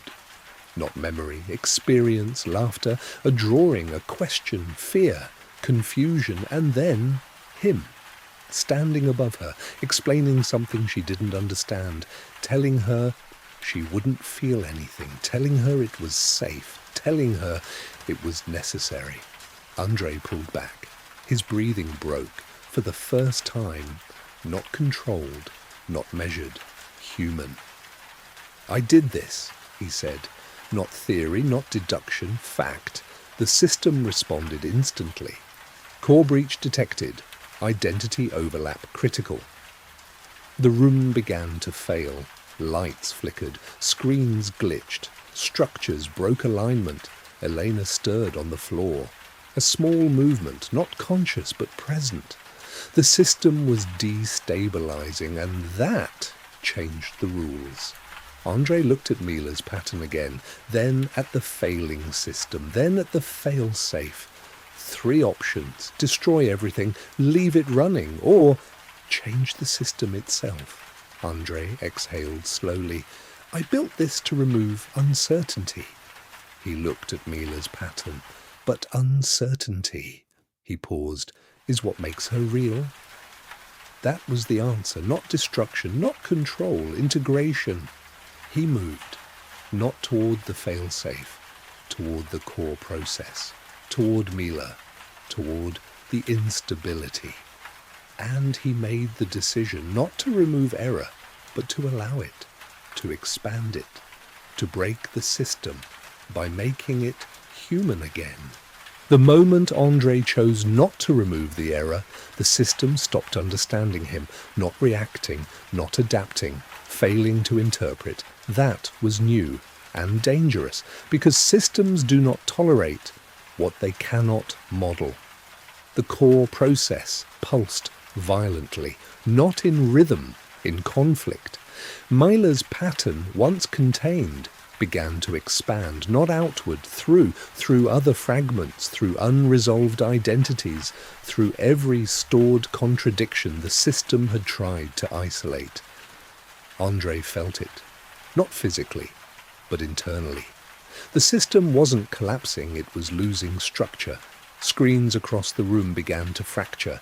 Data streams overlapped. Maps dissolved into noise. Red zones flickered into grey. Grey into white. White into nothing. Unstable identity propagation. The warning repeated. Louder. More frequent. Control failure. Prediction loss. Model breakdown. Andrey stood in the center of it, not controlling it, not stopping it, allowing it. Because for the first time, the system was experiencing what it had removed. Uncertainty. Elena moved. A small shift at first. Her hand twitched. Then her head turned slightly. Her eyes opened. Not empty. Confused. Where? She whispered. Her voice broke. Am I? Andrey froze. That had never happened before. Access revoked. Was supposed to be final, but now something had returned. Not fully, not clearly, but present. "Elena," he said quietly. She looked at him. Her gaze struggled to focus, as if her mind was trying to assemble something from fragments. "You," she paused. "I know you. Not recognition. Not yet. But direction." Andrey stepped closer, carefully, not to overwhelm the fragile structure rebuilding inside her. "Yes," he said, "you do." The system screamed. Illegal memory reconstruction, access restoration unauthorized. The core process surged again. Mila's pattern expanded further, touching others, connecting. The system tried to isolate, to cut the links, but it was too late, because the connections were no longer controlled. They were chosen, and choice was not predictable. Elena struggled to sit up. Her movements were slow, unstable. "What happened?" she asked. Andrey didn't answer immediately, because there was no single answer. "We broke it," he said finally. Her eyes widened slightly. "The system?" "Yes." She looked around. The failing screens, the collapsing data, the instability spreading through everything. "And Mila?" she asked. That question was the real one. Andrey turned back to the core. Mila's pattern, no longer isolated, now connected, expanding, not dissolving, becoming. "She's not gone," he said. Elena's breath caught. "Is she coming back?" Andrey hesitated, because that depended on something he did not control. "Not the way you expect," he said. Elena closed her eyes. A tear slipped down her cheek. "That's enough," she whispered. For her, it was, because presence, even incomplete, was more than absence. The room began to shake, not physically, structurally. The system was collapsing inward. Without prediction, it could not maintain itself. Without control, it could not stabilize. Everything it depended on was breaking. Andrey stepped back. "This is the point where it ends," he said. Elena shook her head slowly. "No." He looked at her. "It's the point where it changes." That was true. Systems don't simply end, they transform. Andrey understood that now.